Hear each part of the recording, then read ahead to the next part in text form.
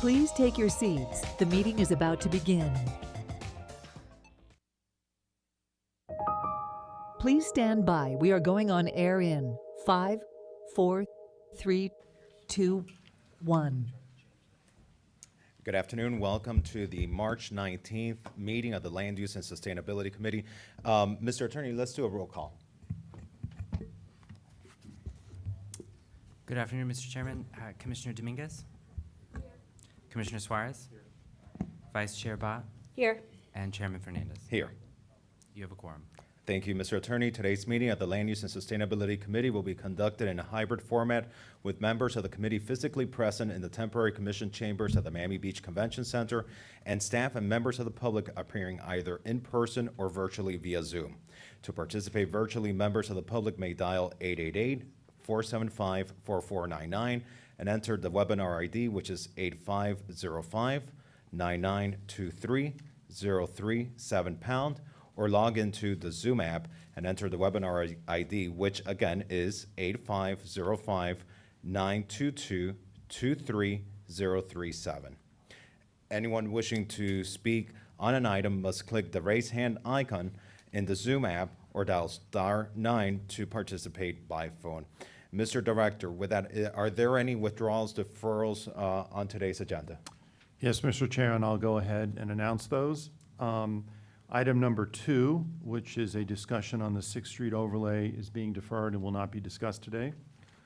Item number 10, regarding a proposed ordinance establishing the Century Lane and Ferry Lane overlay on Belle Isle, has been deferred and will not be heard today. And the following items are on the agenda as deferred. Item 12 is a potential commercial charter vessel operations and sanitation pump out logs evidencing compliance with appropriate sanitation laws. Number 13 is a discussion regarding FP&L's Storm Secure Underground program and opportunities to identify the City of Miami Beach neighborhoods that may be eligible for undergrounding of power lines through the program.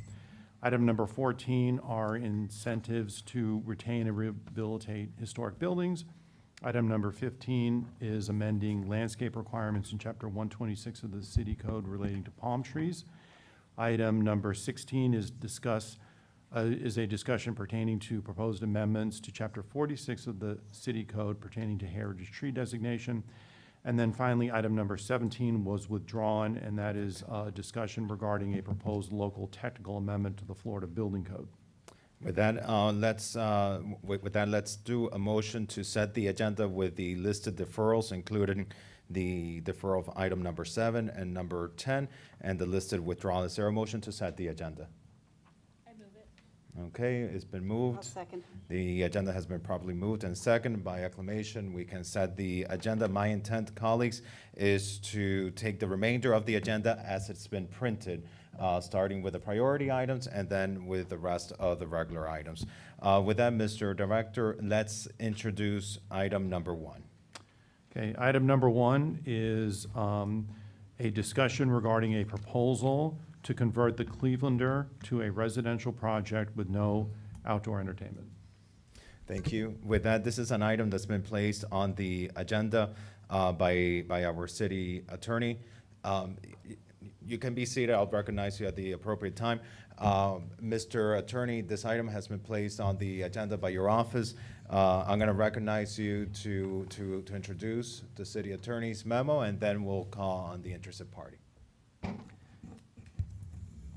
Thank you, Mr. Chairman. This item was referred by the City Commission on January 31st and was placed on the agenda at the request of the applicant.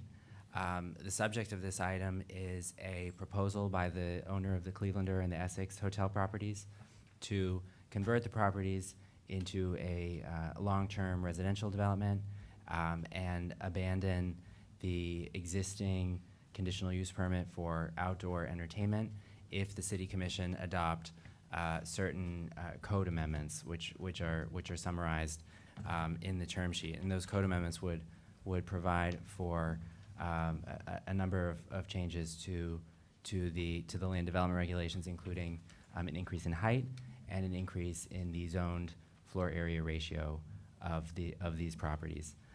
The term sheet also references the construction of a pedestrian bridge between the Essex House and the Clevelander hotels. Okay, perfect. Thank you very much, Nick. And I see we have members of the applicant team here. I'm going to recognize members of the applicant's team for a presentation for 7 minutes.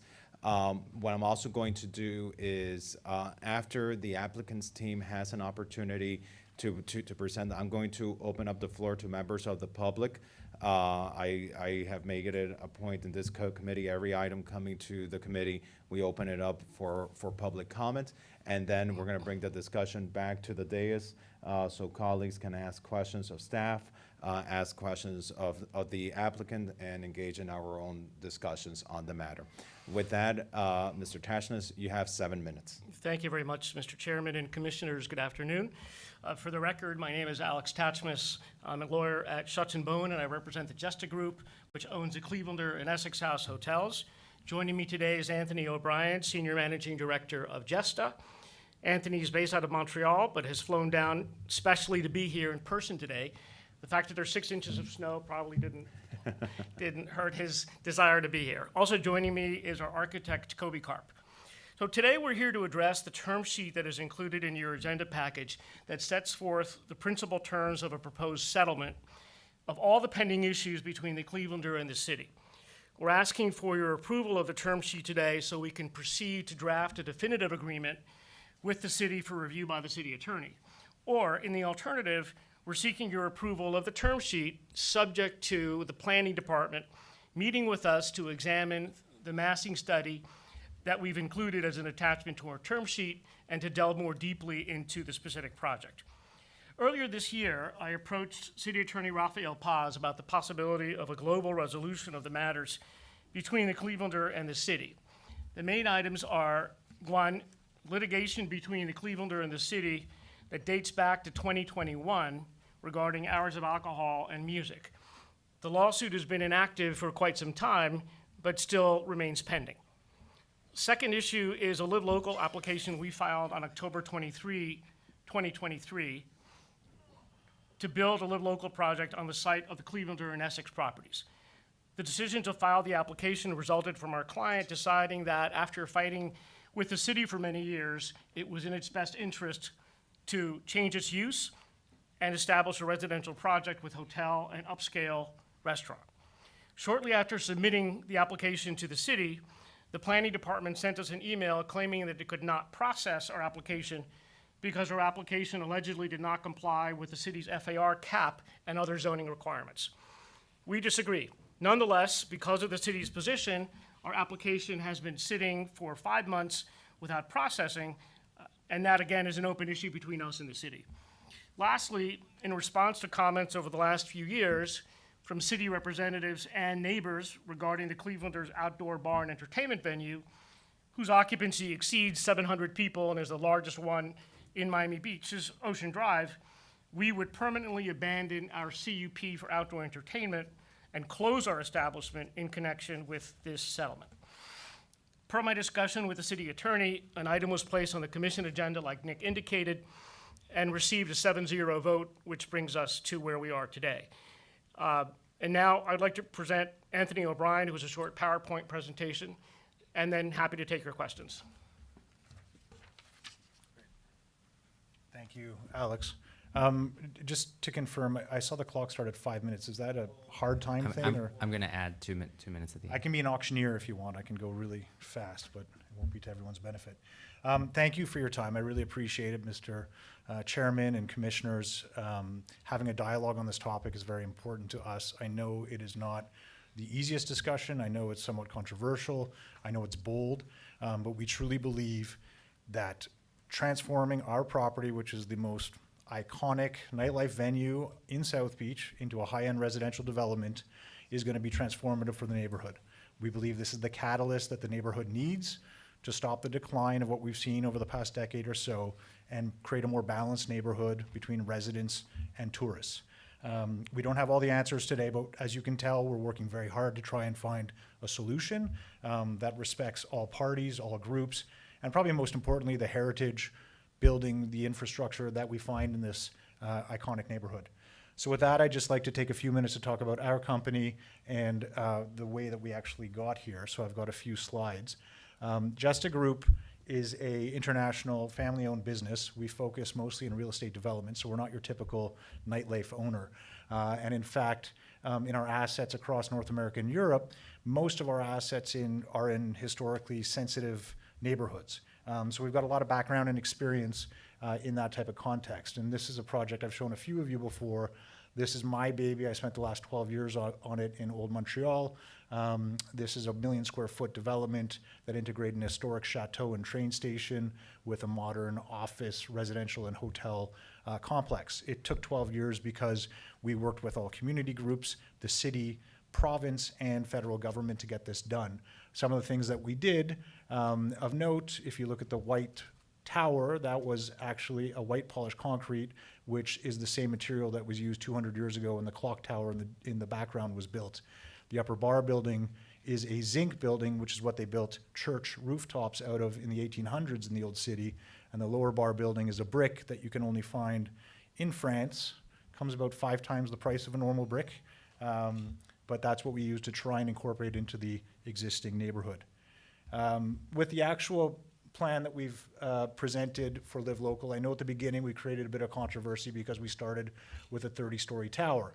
We hired Kobe Karp and his team to analyze this. He created this rendering, and Kobe was the first to say might be a little bit tall for the context of the neighborhood.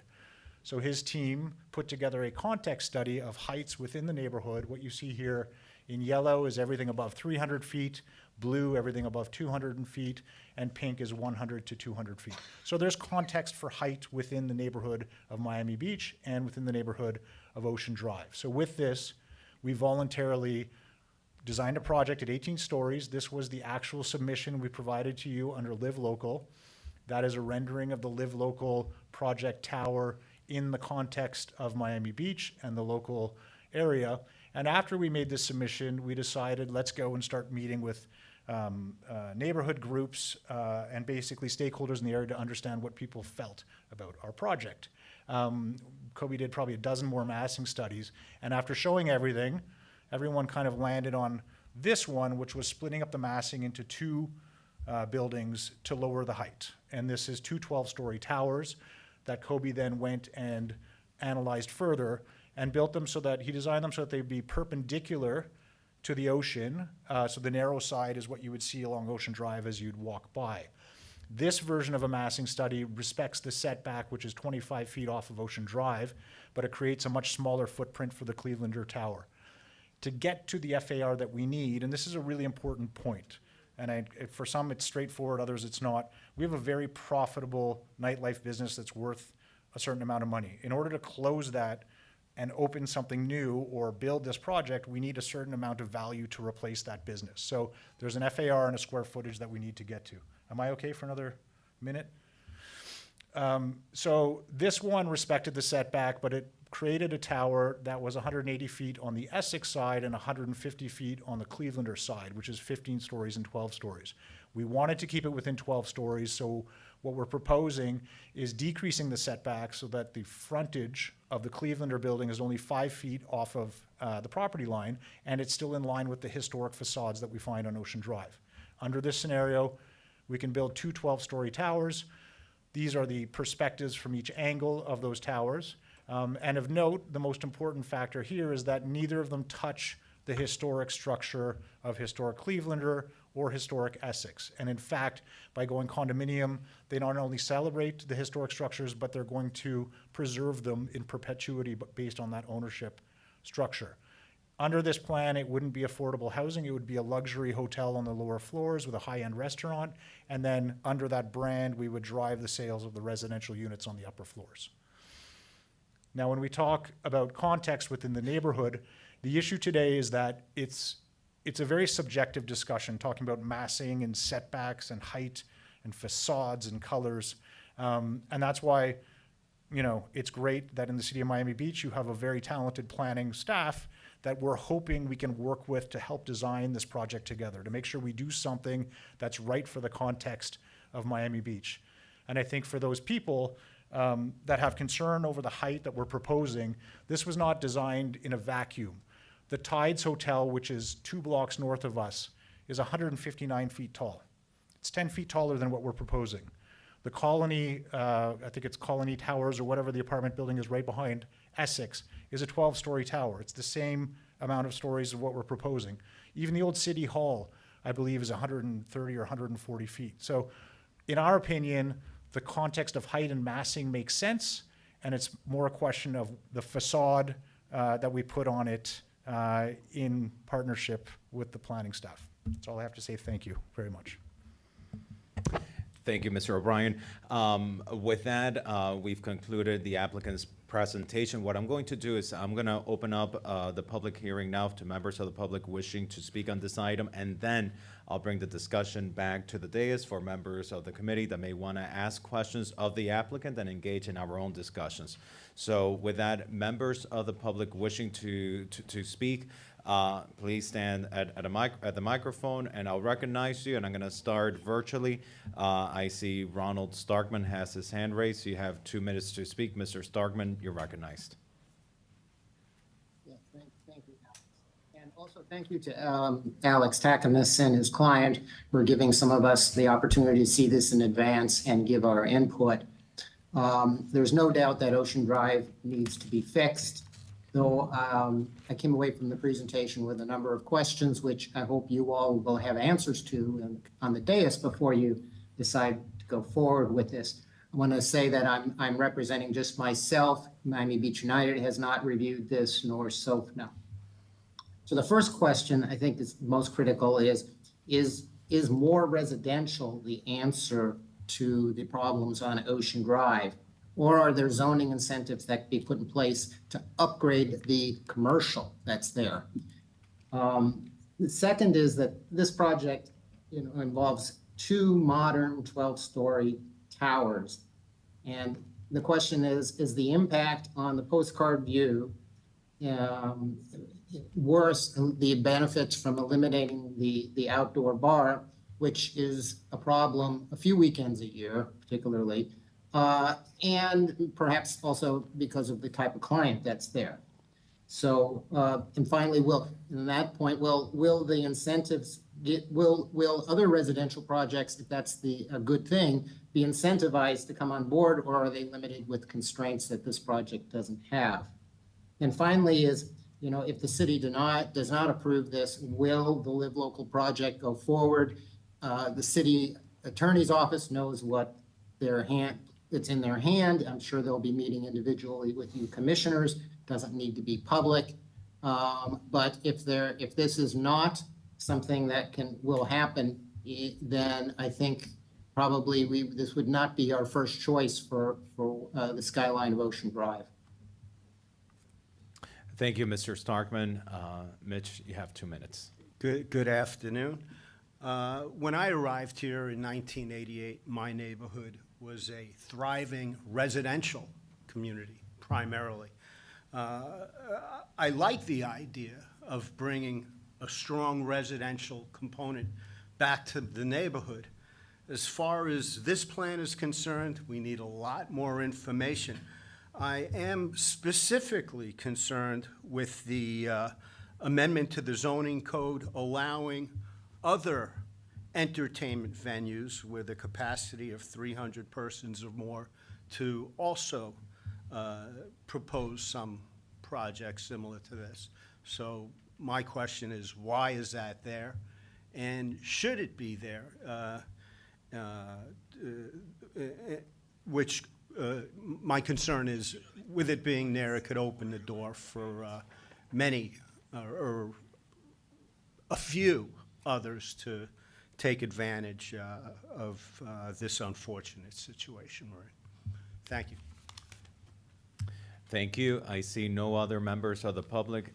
Please, if you wish to speak, please line up behind the microphone. I see no other members of the public via Zoom with their hands raised. Good afternoon. Hi, good afternoon.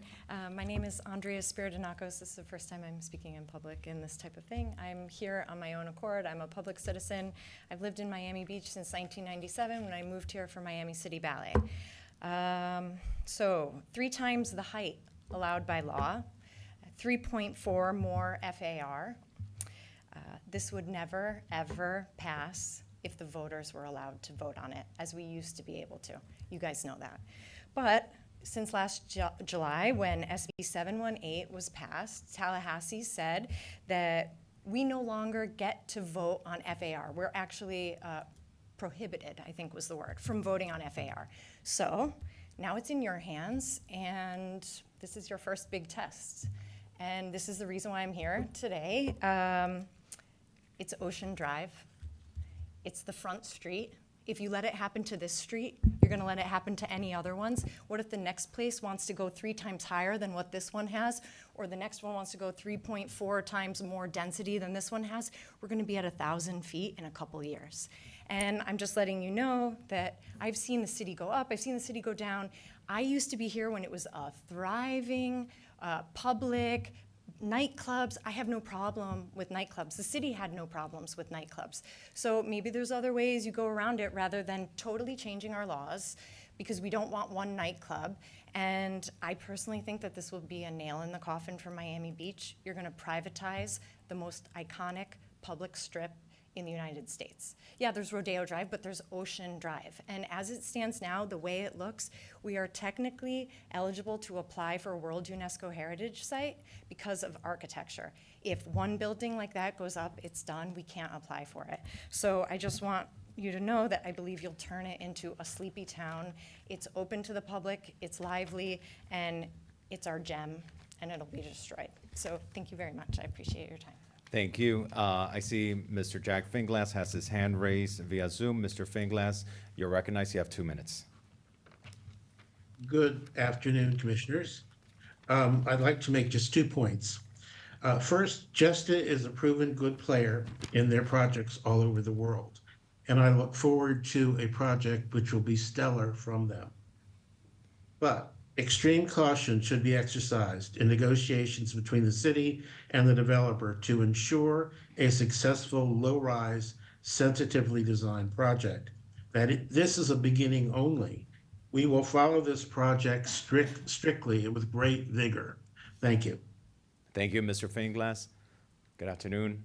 Please state your name for the record. You have 2 minutes. Thank you. Seth Weinberger, 1500 Ocean Drive. I'm speaking as an individual resident, not as a board member of So Be Safe, which has not made any recommendation one way or another on this project yet. First of all, I want to thank all of the commissioners for what has been the best spring break so far in a number of years. Everything that you did worked out really to plan, and we really appreciate it. But it needs to be stated that that is just the beginning of a number of things that need to be done to transfer the MXE into the Art Deco Cultural District that we all believe it should be. In order to accomplish that, there are still 6 or 7 businesses on Ocean Drive that their business model either needs to be brought completely inside so their noise does not spill out into the street, or they need to be converted into a different business model. The Clevelander is not only at the epicenter of the noise and this party business model, but they're also the most difficult one to bring inside, obviously because of the open air nature.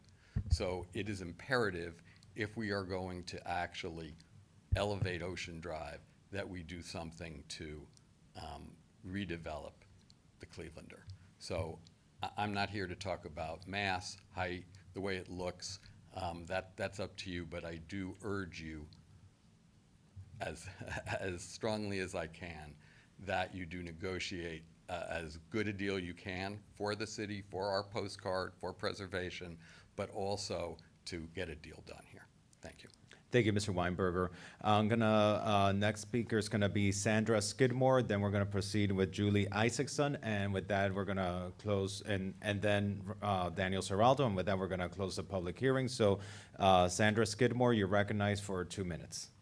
Okay, thank you. Good afternoon. My name's Sandra Skidmore, and I've been a resident of Miami Beach for 26 years. I understand that the the group that's proposing this has a good track record, but I have some concerns about the infrastructure. And I believe a study should be required to see how this intense development would affect Miami Beach, parking, residential use, distribution of development. I'm also concerned that this is going to have a huge effect on the postcard view of Ocean Drive by tripling the height. And we're world famous for Ocean Drive, and I would like to have a development, if we're going to increase size, that would, keep our postcard view. Thank you. Thank you, Ms. Sidmore. Julie, you have 2 minutes. Thank you. Yes, Good welcome. afternoon, everybody. Good afternoon. Welcome. I hope everybody's well. With all due respect to Montreal, I absolutely adore that city. I spent much time there, and I think your project in Old Town is beautiful. But I don't think that that's apples and oranges. We're a completely different city. Montreal is huge and sprawling, and we are a very small area. To put gigantic buildings way out of scale on Ocean Drive and completely destroy the postcard view that's been mentioned by several people already. And also, with all due respect to the gentleman from 1500 Ocean Drive, the Clevelander was always a fun spot. The culture's changed a little bit, the music changed a little bit, it got a little bit louder, but that doesn't mean that it can't be brought back to its original fun place. I often dream of taking the day off and hanging out the Clevelander. It hasn't happened in 20 years, but it's still in my mind. But to be serious, we don't need any more construction around here, and especially in that area. Ocean Drive and Collins Avenue, can you imagine how many years? We're going to have years of construction, years of dust in the air, years of environmental destruction. It's probably the worst place I could possibly think of to put high-rises. If there was we appreciate the deference to the historic structures, the Essex House specifically, and of course the iconic Clevelander, which is almost that historic, right, Daniel? I don't know if it got there yet, years, in the terms of years. But it's just not acceptable to have that kind of height and all of the construction and the destruction of our environment in that Thank you, Ms. spot. Isaacs. Thank you. Thank you so much. The next speaker is going to be Daniel Seraldo, and with that, we'll close the public hearing. Welcome, Daniel. You have 2 minutes. Thank you, Commissioners. Daniel Seraldo here on behalf of Miami Design Preservation League. First of all, I think the good things that came out of this is that we've finally met our neighbors across the street, so that is always a positive. One of the many good things that have come out of this is we've been able to have a conversation. We've met several times with them about their proposal, including last week while I was in Italy. We did a Zoom with our board and advocacy members about the massing proposal. So where we're at now is that we unfortunately do not have a consensus on the massing. We have some significant concerns we think that require some further scrutiny. The overall size and its impact on not only the historic district, but the structures within the site, whether it's the Essex by Henry Hohauser, the Annex right next to it, or the Clevelander and the Clevelander Bar. We have concerns about, the zoning was 50 feet, and now the proposal is 150 feet. And there's not a master plan, so this is sort of like a spot situation. We also, with the advent of the Safe Structures Bill, which is likely to be signed into law, we have to remember that the Art Deco district was exempted because we're on the National Register, and that any development that is incompatible will risk our status on the National Register. So unfortunately, another consequence of Tallahassee takeover is that any development now will require even more scrutiny from this commission to make sure we don't lose what is so valuable for the district. Questions about infrastructure, the use of the property, whether it could be one day preempted or whether that zoning would now be in place for the rest of Ocean Drive, we don't know. We can't really trust right now the zoning practices because they're getting preempted. So we think further discussion. Thank you, Mr. is needed. Saraldo. Thank you. Thank you so much. Thank you to all the members of the public who have called in on this issue. I'm just gonna state for the record my thoughts about this. You know, I had planning staff do some research for me, and before I get into that, I do want to just echo something that Mr. Saraldo just mentioned, which is the state law. You know, Tallahassee tried to pass a law that would have allow individuals to circumvent our historic preservation codes. And for 2 years, we fought and we convinced them of the importance of the Art Deco postcard that we have on Ocean Drive.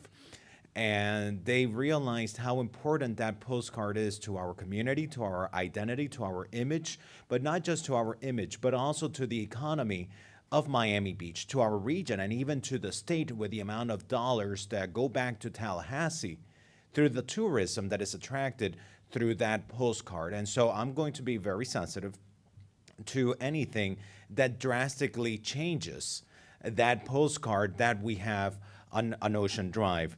And I believe that anything that we do needs to be consistent. When we look at a proposal for 150 feet, I think it is, which is pretty significant. I just want to ask our planning director.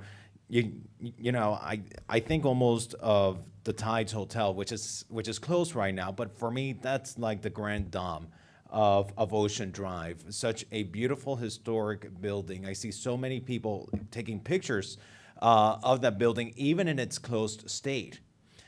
Tom, Mr. Director, what is the height of the Tides Hotel?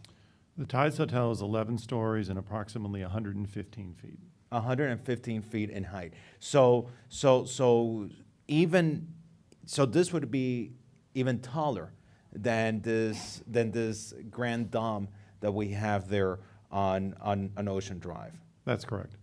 Okay, and that to me is that I have a concern with that. The Netherlands I think is another type of signature building. How tall is the Netherlands?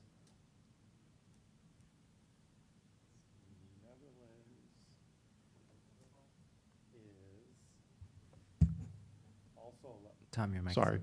Also 11 stories, and that's 110 feet. That's 110 feet. Okay. So these are, important buildings that are part of the image of Ocean Drive. Let's think about something perhaps a little bit different, perhaps a little bit more modern in style, like the Victor. The Victor, that's another building, a historic structure that's got kind of like a tower element to it. How tall is the Victor? The Victor is 8 stories, approximately 80 feet. 80 feet. So this is all information that we need to take into consideration when we think about this postcard that our electorate has entrusted us with the responsibility to protect. This weekend with spring break, actually the past 2 weekends with spring break, this postcard has been the image that has circulated around the world. For the first time ever, positive, with a positive connotation during spring break. For the first time ever during spring break, let me rephrase that, with a positive connotation.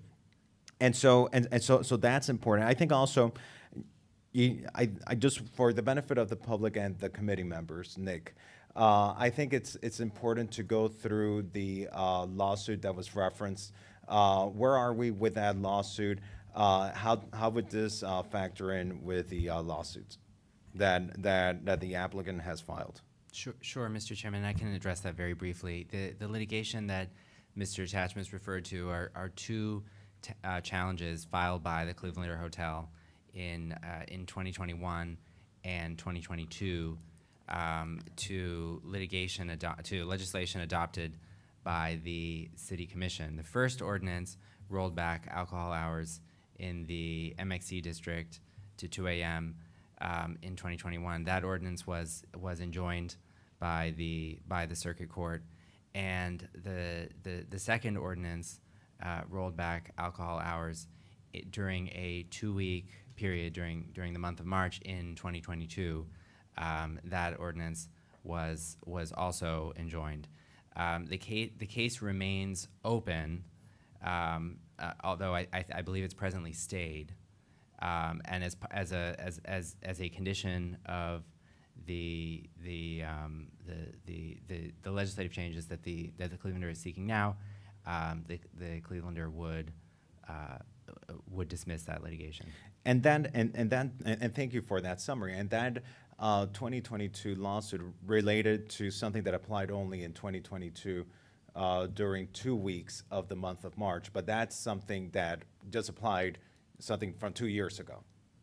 That's right. Once both those ordinances expired or were enjoined, no further alcohol rollbacks have been enacted by the City Commission for this area.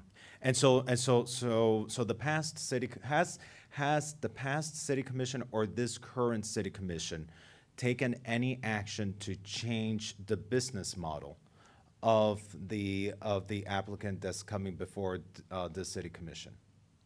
No, the City Commission has not rolled back alcohol hours for this area. No. Okay, so the past City Commission, neither the current City Commission has taken an action that would adversely affect their ability to engage in the business that they're in. I think I commend them for wanting to engage in this conversation because you're listening. You're listening to the voices of our community. I think residents in our community, I think many of them have mentioned a desire to change the dynamics of entertainment and change it for the betterment of the quality of life of the residents of our city and the image of our city. And I think it's a proactive measure that you're taking. It's nothing that the city has said, we're going to pass a regulation that is going to put you out of business, and now you're coming in reacting to that. There's never been from this City Commission or the past City Commission anything telling you that your business model is being done away with. In fact, there was an item on the agenda, correct me if I'm wrong, Mr. Attorney, there was an item on the agenda, I think, for all of last year, trying to do away with the business model of the applicant, and I believe that the item never received the support it needed on the City Commission to move forward. Was that correct? That ordinance was never adopted. That's correct. The ordinance was never adopted, and so I understand where the applicant is coming from. I cannot say that I can support such a large increase in height that is out of character with the surrounding businesses, and I can't say that I support such an increase in FAR. But I do think that there should be conversation. I think, as Mr. Serraldo mentioned, there's still no consensus on massing or height, but that doesn't mean that there couldn't be. And that doesn't mean that there shouldn't be engagement and conversation with our city administration to see, is there a path? Is there a path to adopt legislation that where an applicant is coming forward and saying, hey, listen, we're open to do away with a business model. Well, then what would be the right give and take? I personally think maybe, if there's a change, it should be more than just doing away with outdoor entertainment. Maybe it should be, do away with outdoor and indoor entertainment.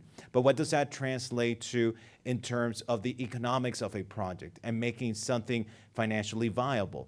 And what does it translate to massing, to the numbers of massing and FAR and height? And that's something not for this body to do, but rather for our planning staff together with the city administration to work with the applicant and move forward in a way that could then maybe get us to a better place. So those are kind of my thoughts On this, I want to open up the floor to my colleagues. I love to get the feedback of my colleagues. I see Commissioner Suarez wants to speak on the item, and then I'll welcome feedback from and Commissioner, okay, so Commissioner Suarez followed by Commissioner Dominguez. Thank you, Mr. Chair. So, Mr. City Attorney, what could under the Live Local Act now, what could be forced to be adopted by us? So if the applicant wanted to proceed with a Live Local application, first of all, the legislature recently adopted amendments to the Live Local Act, which have not yet been signed by the governor. But the applicant would be... Let's assume the governor does sign it. Right?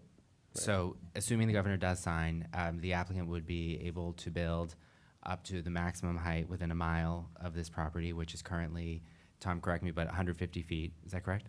Okay. And then if the amendments... Up to 150 feet. Up to 150 feet in height. That's right. If the amendments passed by the legislature this session are signed into law, they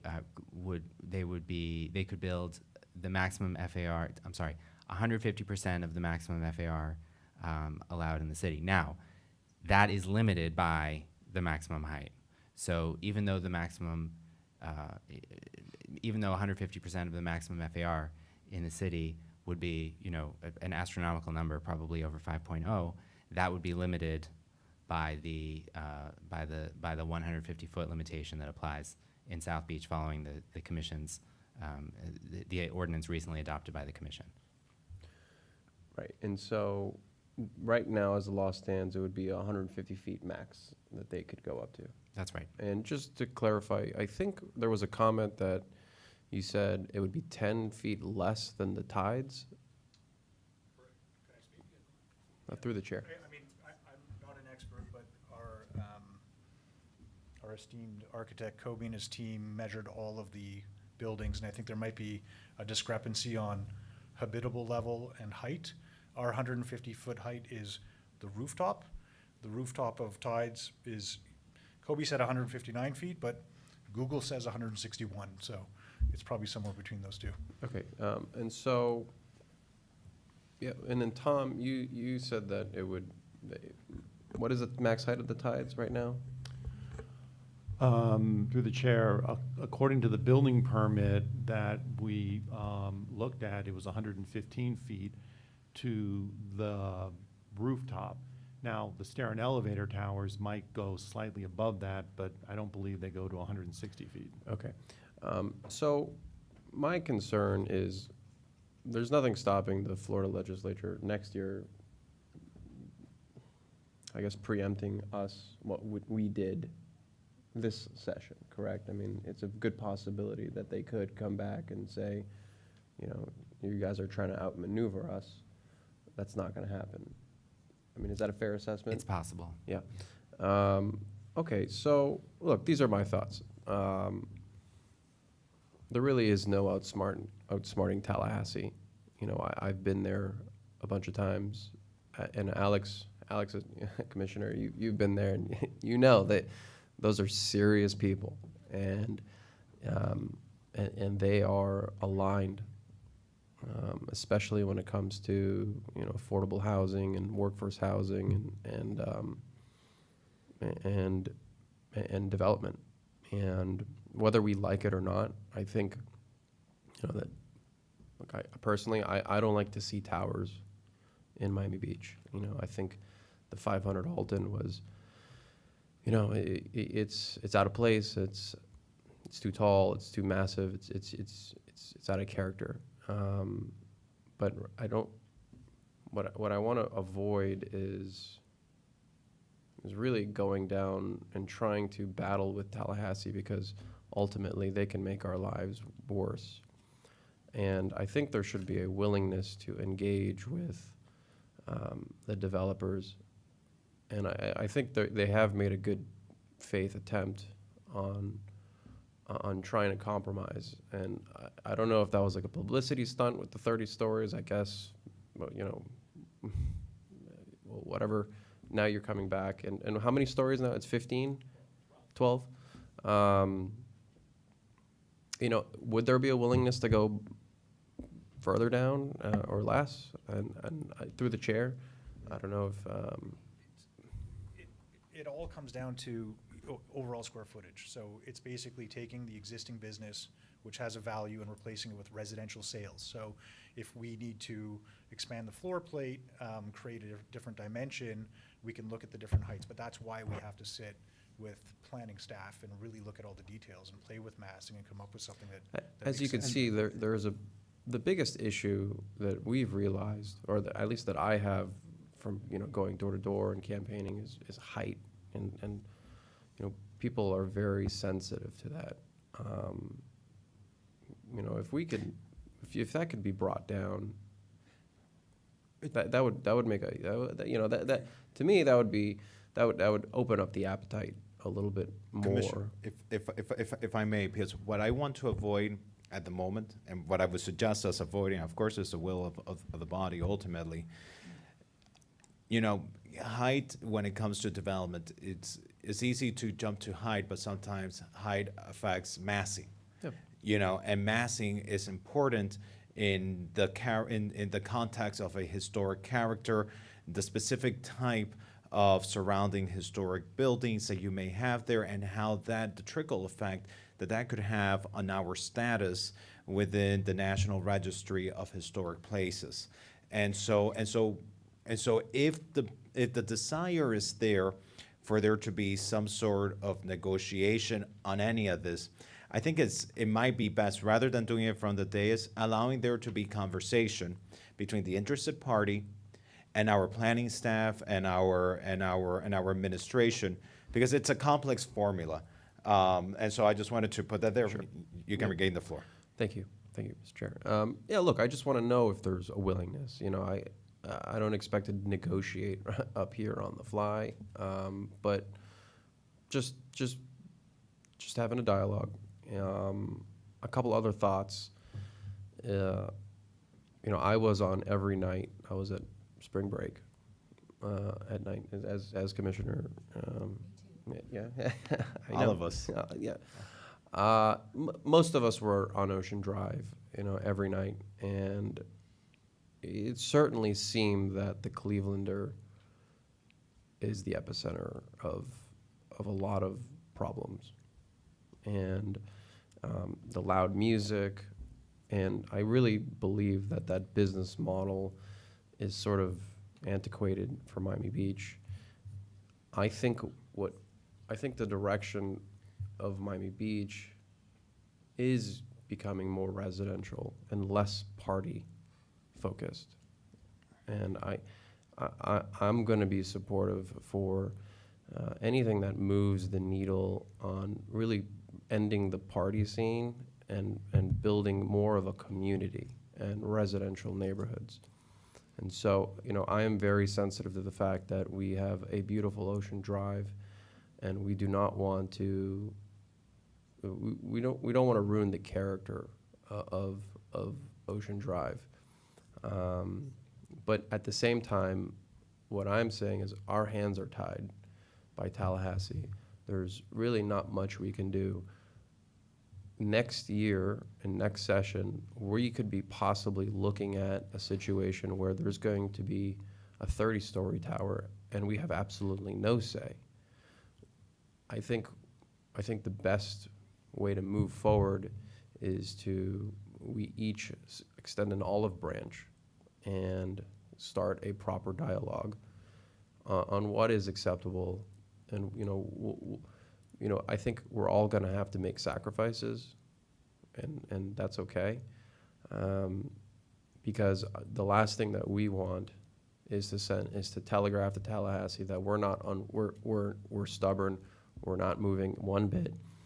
But if we're going to make an effort to engage and open up the conversation, I think that'll be the best path forward to preventing a 30 or 50-story tower on Ocean Drive. Thank you, Commissioner. I'm going to recognize Commissioner Dominguez, followed by the Vice Chair. Thank you, Mr. Chair. I was out on Ocean Drive every night as well. I had a different view. I didn't think that the Clevelander was the issue. I saw it more as Voodoo Lounge and Locust, which were causing the I problems agree. on South Beach. Another thing I'll mention is late into the night on Saturday night, I did night inspections with the fire department, and we did surprise visits on Ocean Drive to the various businesses. And when we went to the Clevelander, I was pleasantly surprised at how pristine and beautiful it was in the lobby. It was a surprise visit. Everything was organized and gorgeous, clean. The historic floor and the furniture, great job. I mean, you guys really have preserved the existing structure, and it brought back memories of the 90s when I was dancing out by the pool and the pool was covered. Look at you, Laura. I was. But anyway, I do understand that Tallahassee's a problem, but I can't imagine Live Local would be something that this group would be looking at because of the 150 foot height that we have in that area. And with Live Local, part of the project has to be workforce housing. And when a height that low, you can't make the numbers work. So I don't think that's a path that we need to worry about per se. What I do like is that the developer, Justa Group, and their attorneys have met with us several times, and they're making an effort to meet with MDPL and MBU and So Be Safe and all of the neighborhoods to make sure that everyone's engaged. So while it doesn't sound like today we're ready for an answer, we're on the right path. And I thank you so much for what you're doing because it's professional and you're working with the neighbors, and that's exactly what we need. And one last thing I'll say, one of the callers mentioned parking, and I worry about parking too, and especially if part of the project is going to be luxury residential, I would imagine that those folks will want to have a parking space in their building. So as you're discussing this with MDPL and people at the city and the rest of the neighborhoods, keep that in mind for future. Oh, and the very last thing, sorry, Mr. Chair. Please take your time. About You the have the floor. setbacks, not having setbacks.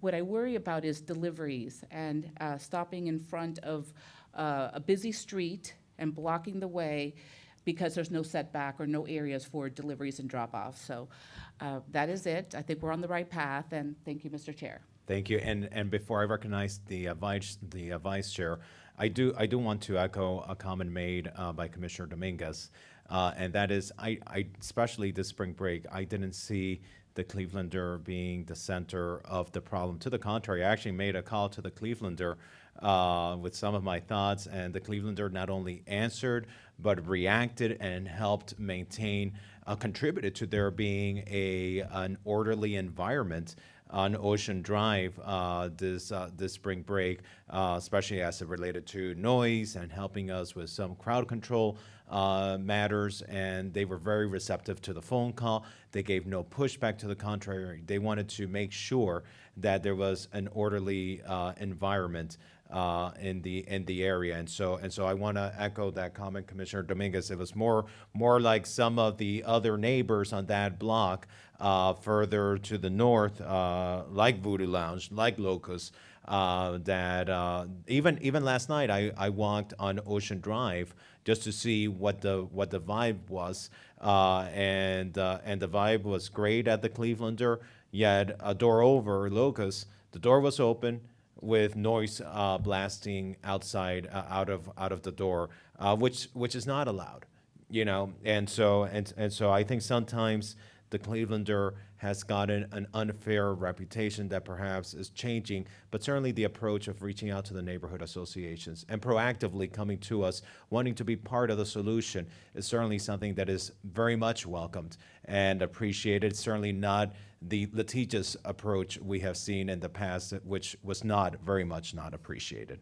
And with that, the Vice Chair, you're recognized. Thank you. I've been trying to think of a good Canadian bacon joke, but I can't. I don't have one, so I won't. It's a boot time for that. What's that? A boot. It's a boot time for a Canadian joke. Thank you for the alley-oop there. Look, I share a lot of what my colleagues on the dais have said and what the callers have raised issues about. I know The Clevelander, and I don't have access to your P&Ls, but I know the Clevelander is not as busy as it has been in years past. I understand that there is a desire to change the business model from outdoor chaos at times to something more appealing to the universe, or the immediate surroundings at least. Has there been discussion about reimagining the entertainment aspect or changing it from an outdoor party scene to an upscale dining room of some sort? I mean, I'm thinking about Queen on Washington, which took an older historic property and made it into this eye-popping, fabulous destination dining. And I don't think that we have anything like that on Ocean Drive, and that could be a really cool thing as well. We have. So going back a number of years ago, we actually applied and were approved for a renovation of the Essex and a bridge connection to Clevelander. And our strategy was actually repositioning the entire property as one hotel and kind of upgrading the overall experience. Not changing Clevelander, but just probably making it a little less antiquated, to your point, Commissioner. But then we got into some of the confrontation and decided not to invest any money, really, in it until we saw what our future looked like, because it felt like our future was not necessarily certain under the current business model.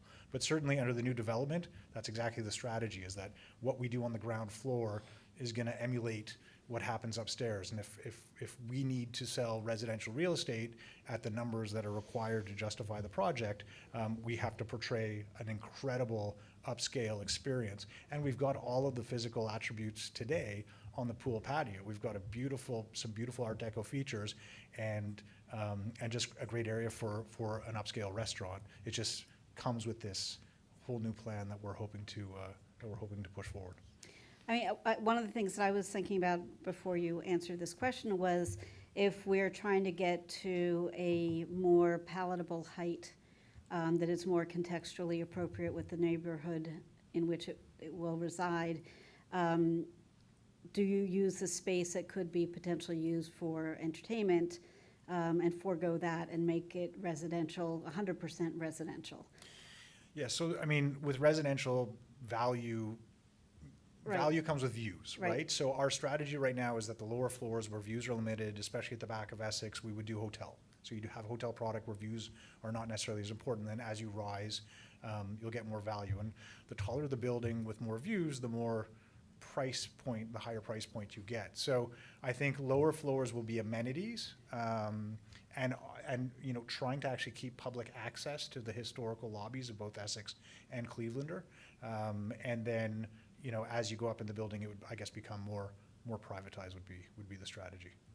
Well, I will say it is a new commission, and I think there is in many instances a desire to work collaboratively with people trying to solve problems. We might have very different views, we might have come from very different corners, and we might not always agree, but there is generally this desire to at least have a dialogue. So I echo the sentiment that we are quite appreciative of all of that. I don't think anybody was super psyched about what I called I think it was one of my last emails before I was elected, a scare tactic of the Live Local 30-story tower.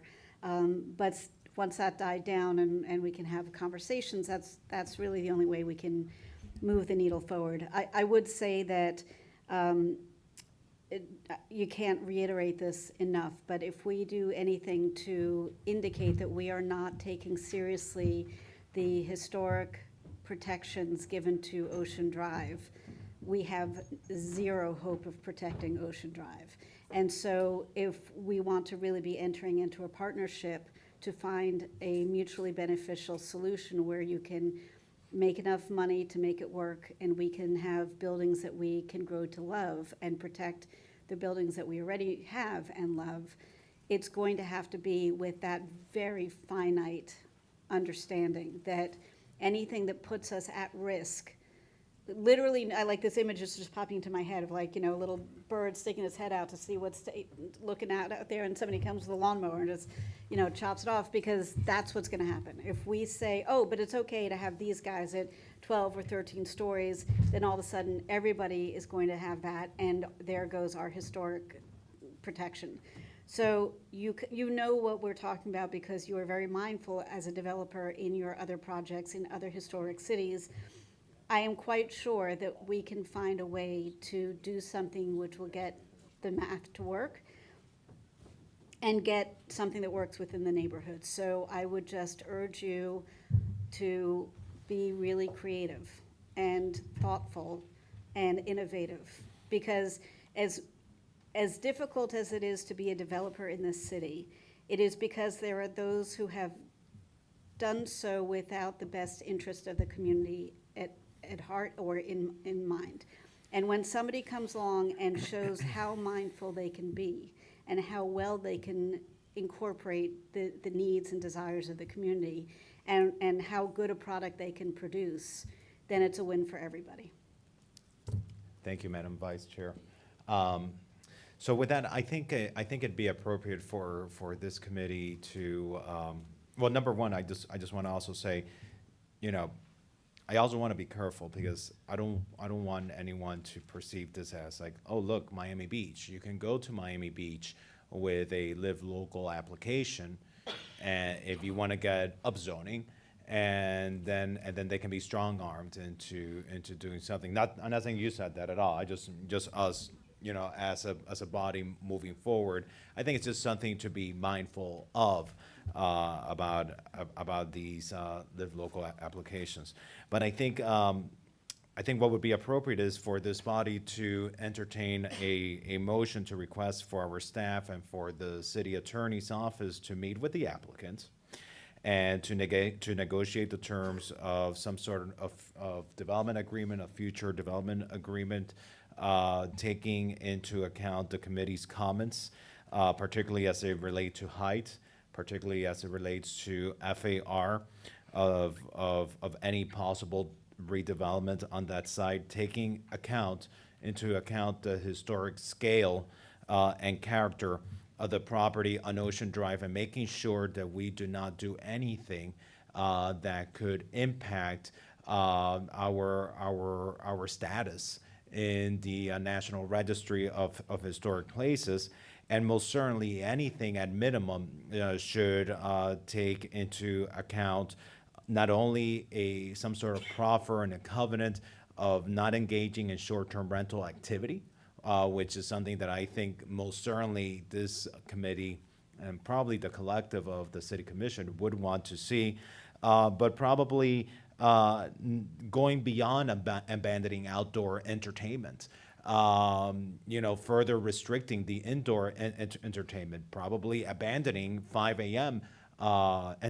Entertainment, or further abandoning altogether indoor entertainment because that would be the purpose. What is the public benefit to going in and touching a historic site like this in the manner that we're being asked to? Well, is to make proffers that benefit the overall quality of life and the interests of the residents and taxpayers of the city of Miami Beach.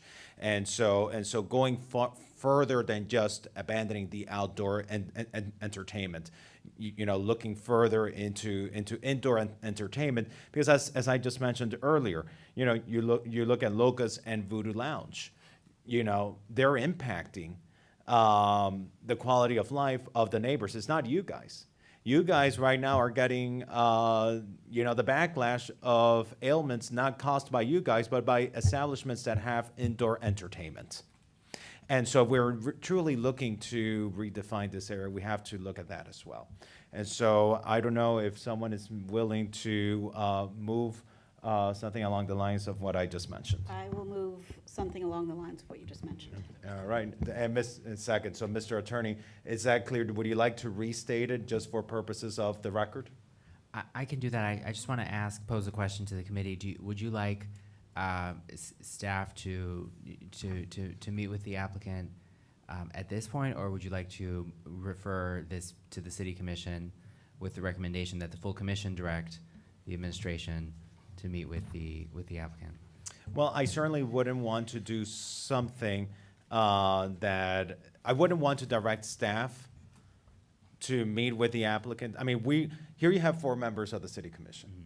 We can keep this item in committee, and guide me if that would be appropriate to keep this item in committee. Ask staff to meet with the applicant, with the applicant's representatives, staff from the city manager's office, and staff from our planning department and our legal office, and maybe come back to committee so that we can further vet it here before we pass a recommendation back to the full city commission.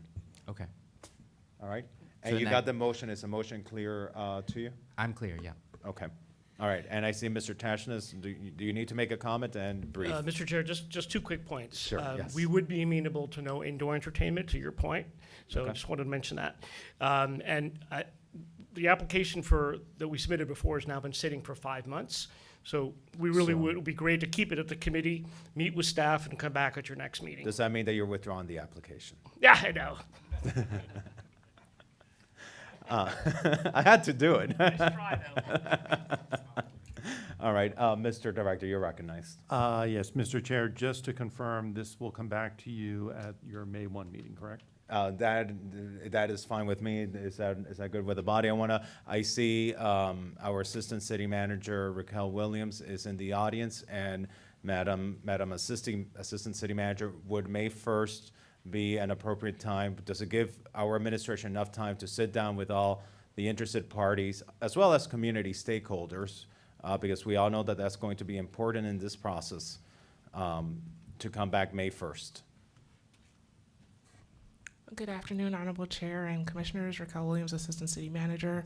We would endeavor to do so, and if there were any obstacles or hurdles that prevented us from doing the robust outreach requested, we would respectfully ask for additional time, but we can endeavor to do that. Right, and the whole purpose right now is mainly to engage in dialogue with the applicant. I think it'll be good to get certain feedback from entities like MDPL and some of the abutting neighborhood associations before we truly go out there doing robust outreach. I think right now it's still at the committee level.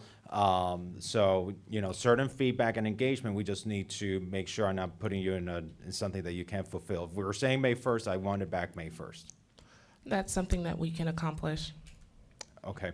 All right, perfect. And as it relates to the comment that people have made about infrastructure, parking, and the other matters, Mr. Director, I believe that the FAR process that we've adopted now in the city takes into account a full analysis of underground infrastructure and above ground infrastructure like parking and other impacts to the area before we approve any increase in FAR. Is that correct? That's correct. Okay.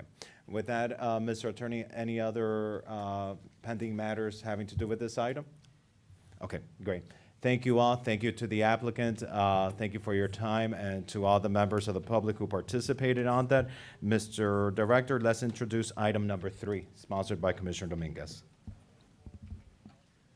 Okay, Mr. Chair. Item number 3 is a discussion regarding expediting the opening of the Baywalk and moving the development of the Baywalk up on the GO bond prioritization list, and present the Baywalk plan to the Land Use and Sustainability Committee. Thank you, Mr. Director. I'd like to recognize Commissioner Dominguez to introduce your item. Thank you, Mr. Chair. This item was Commissioner Mark Samuelin's item, and he used to walk on the Baywalk every single day. Commissioner Fernandez picked it up, and I've been co-sponsoring it with him to make sure we do what we can on our end to complete that Baywalk.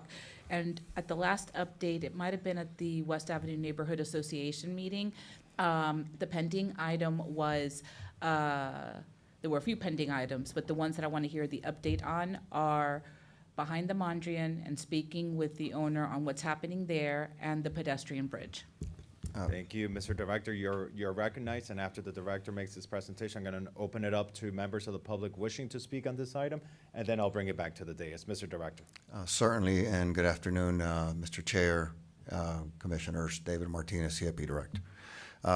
So yes, Commissioner, I will Let me address the Mondrian Mirador Baywalk portion first. The developer, through their contractor, have been able to secure a City of Miami Beach permit. My understanding is they're working on a final permit from DERM, which would give them what they need to be able to commence.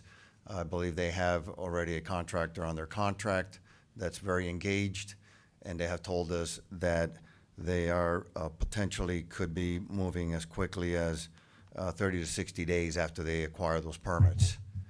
And then the actual duration of construction can be somewhere in the range of 6 to 8 months to complete. Does anybody know where we are in the DERM process? And I don't know exactly, but what I can tell you, though, is that we do have representatives from the developer, the Terra Group. Hector Morello and his team is here to address any of your questions with very more specific information. I will tell you also that the team that's here is also prepared to answer questions related to the pedestrian bridge. And what I can do is, if you like, I can give you the quick snippet of the pedestrian bridge, and maybe they can, if through the chair, if the chair wishes, they can come up and address the committee with any details. This is a big agenda, so the snippet, I think, would work. Well, I think it'll be good to hear from representatives of the developer on this. If we welcome your snippet on it, but I think it'll be good for the public to hear from representatives of the developer. Sure, and I will introduce with that, I'll introduce Hector Morello, his, with the Terra Group and his team.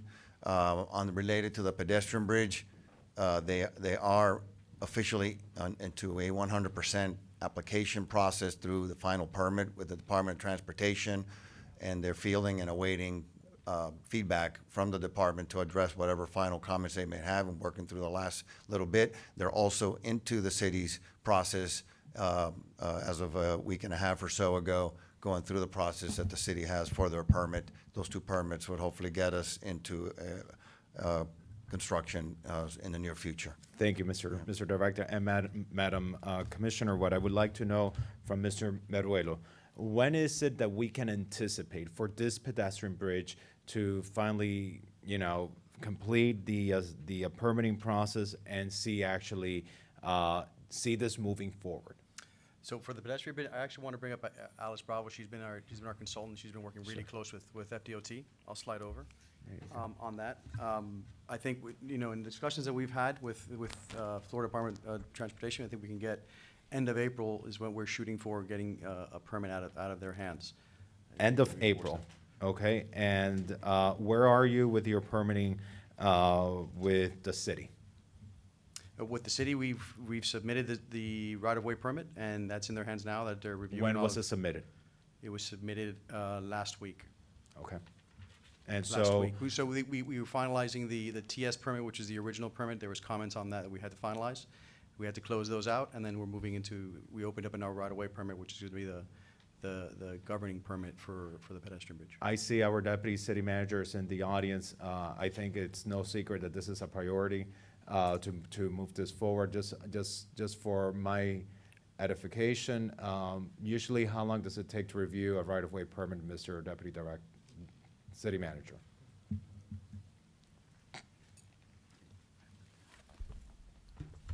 So a typical right-of-way permit would take approximately 2 weeks. This is a little bit atypical. We don't do too many of these pedestrian bridges, but we met with the entire team, including the development team and our internal permit review staff last Friday, and I am getting periodic updates to make sure that we get timely responses. Hopefully, all of the issues will be addressed and a permit can be issued, or if we have any comments, I want to get them back to them quickly so that they can respond and resubmit. And I know that sometimes we respond with our comments quickly. Alice Bravo, I see is here representing also Terra Group. How soon can we anticipate, you guys responding to comments from the city and really moving more expeditiously with this? I'm just, so the right-of-way permit was submitted last week. I wish maybe that would have not been last week, maybe several weeks, months before that. but here we are. It's submitted. That's progress. Please tell us where we're at. Okay. Good afternoon, Alice Bravo and Associates. And we're excited about this project and helping bring the Baywalk along and connected. And we've been working very, very closely with FDOT, and we've had 90% submittal, responded to that, submitted 100% plans, and this week they're scheduled to finish giving us all the comments on that 100% submittal. We've been tackling those comments in advance with individual reviewers as we receive them. So that's why we anticipate that we're going to finalize any comments about traffic operations, landscaping, et cetera. We're getting to that point where we're down to the final comments. We've addressed the larger structural plan review questions. So that's why we're anticipating we'll have that final FDOT permit towards the end of April. And certainly, I'm sure you can understand that Terra is an important partner to the city of Miami Beach. We are working on this important and iconic pedestrian bridge. That certainly is very important to the city of Miami Beach. We're working, of course, on the Baywalk behind the Mondrian, certainly very important. We have an important asset that we're working on with Terra Group, with the Convention Center Hotel. So we're engaged in a number of projects. So Terra Group is certainly a very important partner to the city of Miami Beach. Just wondering, what is your goal? What is your goal to break ground with your date? Your date as a goal to break ground with the pedestrian bridge, and what is your date to finally move forward with the Baywalk behind the Mondrian? With the pedestrian bridge, with obviously with is this on? With the permit being issued at the end of April, we think we can get started by the end of May. Actually, the target date right now is May 28th to start work. That would bring us through 4 to 5 months of utility relocations and utility movements, in which after that we can start getting into structure and getting the project completed by. How many months of relocation of utilities? 4 to 5 months. So we have 2 water mains that we have to relocate, a communication line that has to be relocated that actually feeds the Coast Guard. So that gets us to October. Correct. And then after that, it's essentially 16 months of construction work to get the bridge built. Okay. Which brings us to the end of 25. Okay, and with the Baywalk? And the Baywalk, we're shooting for a May 1st start date. May 1st start date. That's all dependent on Durham finalizing their permit. What that looks like there would be starting test piles May 1st.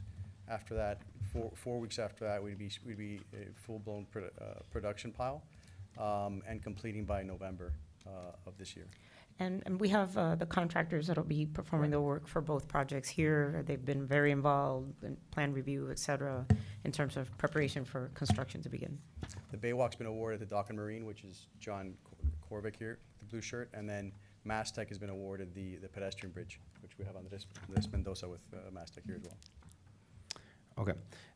What I would like us to do, because every month our staff has to come here and has to give us an update on this.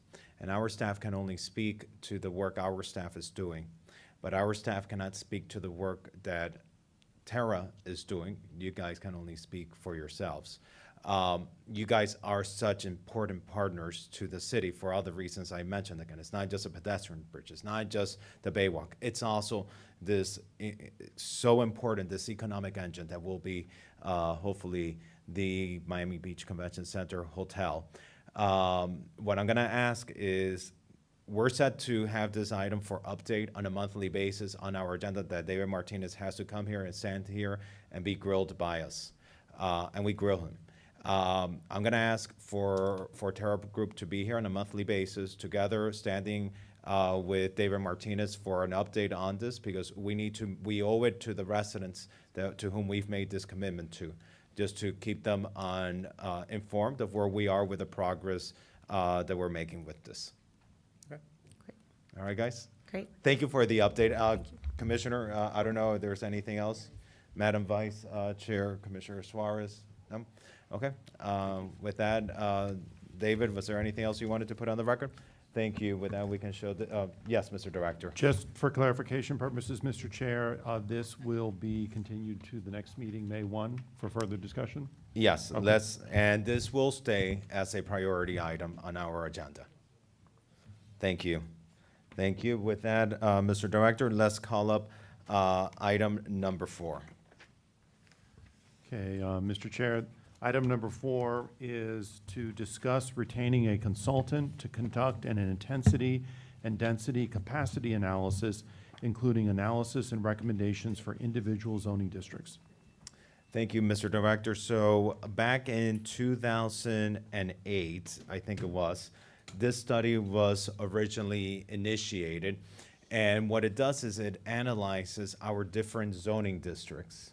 And it analyzes, how much square footage of certain types of uses can be built in different zoning districts. How much of that has been built? How much of that remains available to be built?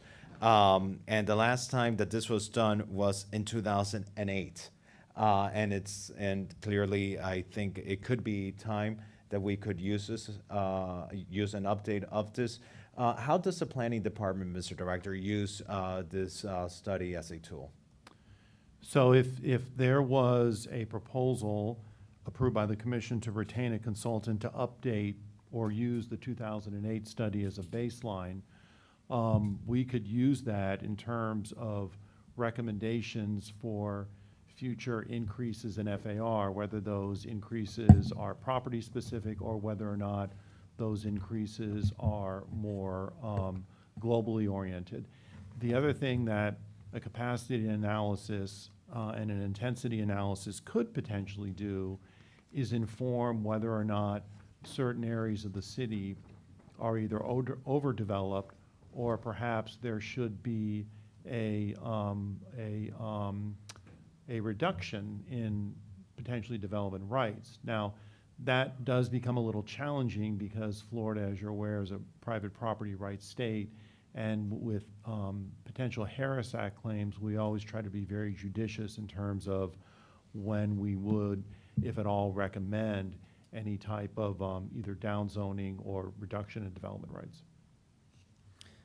Thank you. I think you've explained it well. It's so interesting. The study from 2008, it does a breakdown.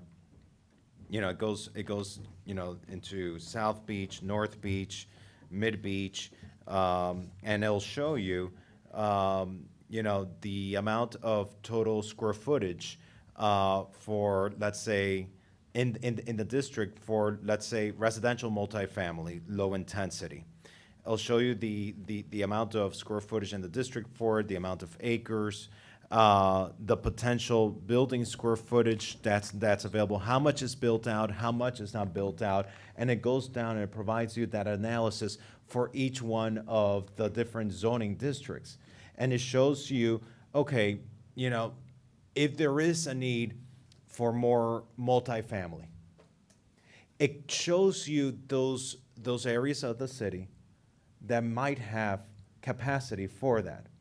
It also could show you, okay, if I'm looking to develop, let's say, office space, which district in our city has the capacity for office space because we haven't maximized in that zoning yet. Maybe one part of our city has already maximized its zoning for commercial high intensity, let's say CD3, but another part of our city has not. I can now seek to develop that in a part of our city where there might not be enough supply for it, as opposed to going in an area of our city where there's an oversupply of it. And so I see this as a great tool, not just for us or the city staff in planning, but also for the industry out there as they're looking at our city. They can now traverse and go into the areas where certain supplies might be more needed. I don't know if our committee members, Madam Vice Chair, you're recognized. Thank you. I love this idea. I didn't even know this had happened 1,000 years ago, but I'm glad that it did. I don't know if you can provide this prior to the next meeting or just an email to the committee, but the report gives background of, at that time, being able to accommodate almost 8,000 dwelling units, an additional 8 million square feet of non-residential development. And what I think would be really useful for us all to know is where are we in those frameworks? Because if we've already created 8,000 dwelling units, then we have no more capacity, right, in theory. But I don't think that that's where we are, but I would like to know where we are. The other question I had about this report, which was super interesting to read, was unless I'm really missing something, it just doesn't have any information about our infrastructure in terms of sewer lines and stormwater and all that kind of stuff. And I would request that any consultant that gets hired to do this assessment identifies that not only in a current point in time, but also taking into account the upgrades that we are planning on, the capital improvements. But some of those aren't going to hit the streets literally and figuratively for 3 or 4 decades. So current point in time is super important, I think. Thanks. Great. Thank you, Madam Vice Chair. And I think I'm just going to quote some of the interesting things. And I became familiar with this document serving along your side on the planning board. That's when I first saw this document, became familiar with this document, and came to value it. These are just some quotes on the existing conditions from 2008. It'll be interesting to see the updated version of this. North Beach includes about 689 acres of developable land, excluding right-of-ways, or about 20% of the city's developable land area.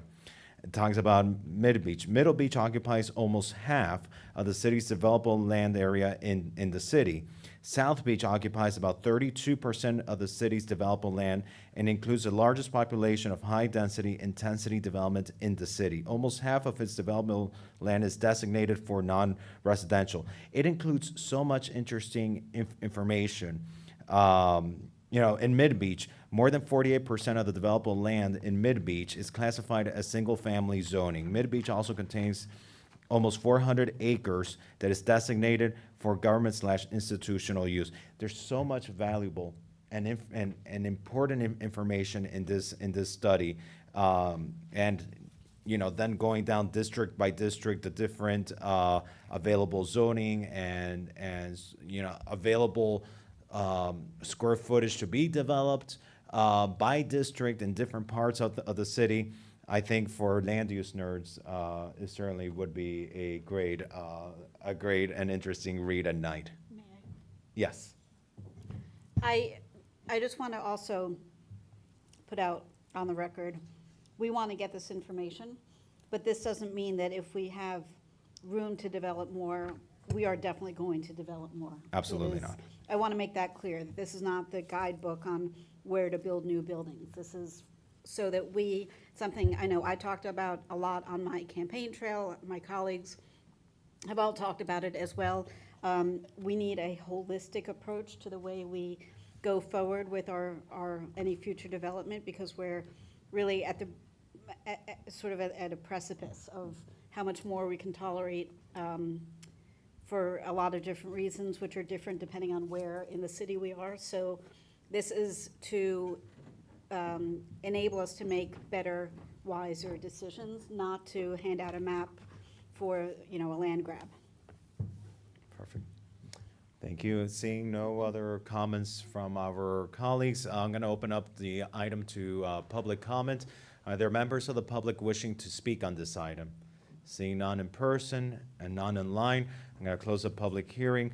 Mr. Attorney, guide me on the proper motion to be considered by the body to move forward with this item.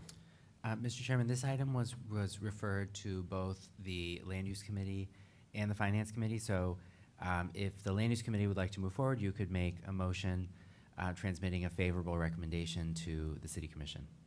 Okay, so it'd be great if we could entertain a motion. Do we want this as part of this funding year, which would probably require a budget amendment, or we'll leave it to the finance committee? Let's bring it to finance and roll it into next year's budget.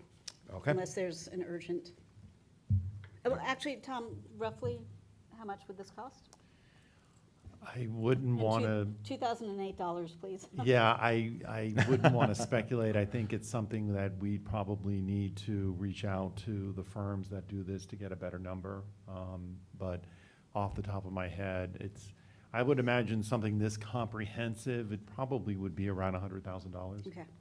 So, Madam Vice Chair, I guess your motion is to direct the administration to retain a consultant to conduct an intensity, density, capacity analysis. Wouldn't we have pending to- funding as part of the budget process. The 25 budget process. Yeah, that'll be the recommendation to the city commission. Yep. Okay, I'll second that. I think we can adopt that by acclamation, Mr. Attorney? Sure. Okay. Thank you, colleagues. Mr. Director, let's introduce item number 5. Okay. Item number 5 is consider adopting a building energy benchmarking ordinance for greenhouse gas emissions. Commissioner Dominguez, this is your item. You're recognized. Thank you, Mr. Chair. So this item began with the Sustainability Committee, and they had been hosting speakers and presenters discussing, and they ultimately passed this item unanimously. From a policy perspective, a benchmarking ordinance is very important for measuring and tracking the energy performance of the largest buildings in a city. Local and state governments have established benchmarking and disclosed policies as a tool to improve the energy efficiency of buildings. The City Commission has extensive legislation in adopting policies supporting GHG emission reduction. In April 2021, the commissioners unanimously adopted a goal to reduce greenhouse gas emissions through a joint effort with the City of Miami to achieve a net zero greenhouse gas emission goal by 2050. An energy benchmarking program is a high-impact way to work towards achieving that goal. This is an economic advantage as well for building owners. By understanding where energy is used, property owners and managers can identify areas for improvement and take action to increase in efficiency. And buildings across the U.S. that have benchmarked over a 3-year time span reduced energy consumption by an average of 2.4% annually. And this is a competitive advantage. It provides real estate consumers with a reliable way of distinguishing an efficient building from an inefficient one. In commercial real estate, decreasing energy by 30% is the equivalent of increasing net operating income by 4%.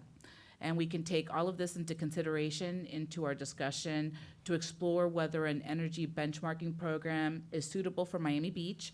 This would require resources for ordinances, and Amy Knowles is here, who helped me with my talking points and can provide anything additional.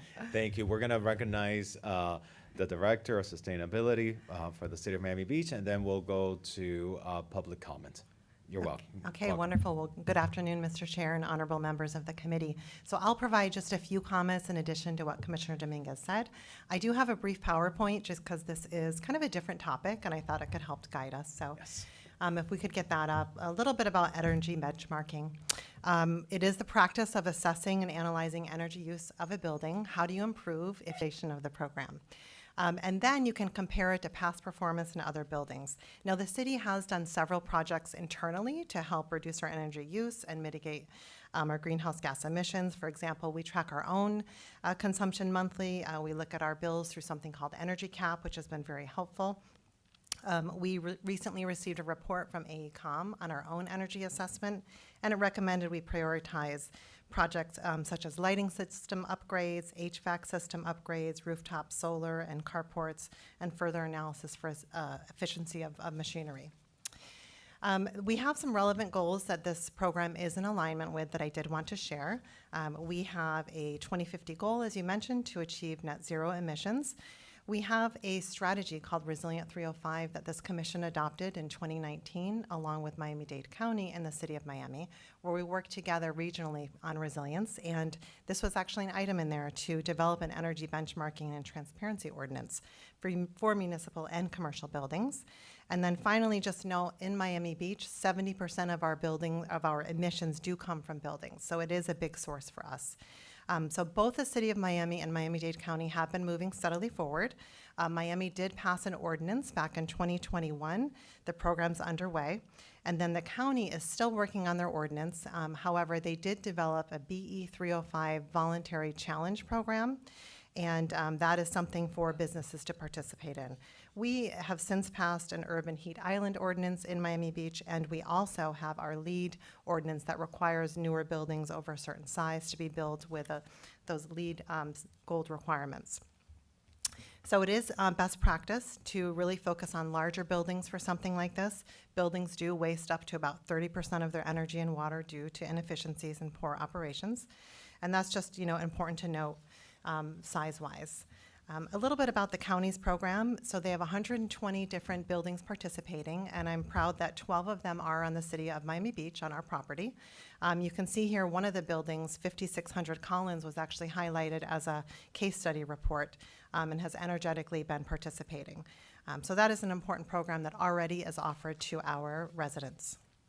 And just again on the economic benefits, it is seen generally as an economic advantage for businesses. For building owners, increases their asset value, makes them more marketable, helps with their operating margins, tenant retention, and really distinguishes them competitively, and it's something that is utilized. It can also help with things like air quality and satisfaction and overall lower energy bills. There are a lot of results from cities that have done benchmarking. In the state of Florida, there's a City of Miami and City of Orlando, but you can see across the country there's been a lot of other cities as well, from Chicago, Minneapolis, Denver, New York, Seattle, and San Francisco. Here's an example of an analysis that was done on the type of energy savings they have seen. And additionally, this usually includes training and resources as well. And then there's other economic benefits to the economy in terms of job creation and clean energy. So overall, this does require an investment. So it would be an investment for our city if we decided to do something like this. We can look to our colleagues at City of Miami and sort of see what they have invested in this. The software itself was about $500,000. That was for a 4-year contract, and that creates a mechanism for building owners to enter in their information, to do the analysis, and to do the comparisons. And then they also had a full-time staff to develop the program and to answer questions and to help the building owners throughout the city actually implement this. So for us, in terms of next steps, if there's something you'd like to consider, we would have to consider funding and resources. We would need to develop an actual ordinance, which it's really recommended that you use strong stakeholder participation with building owners.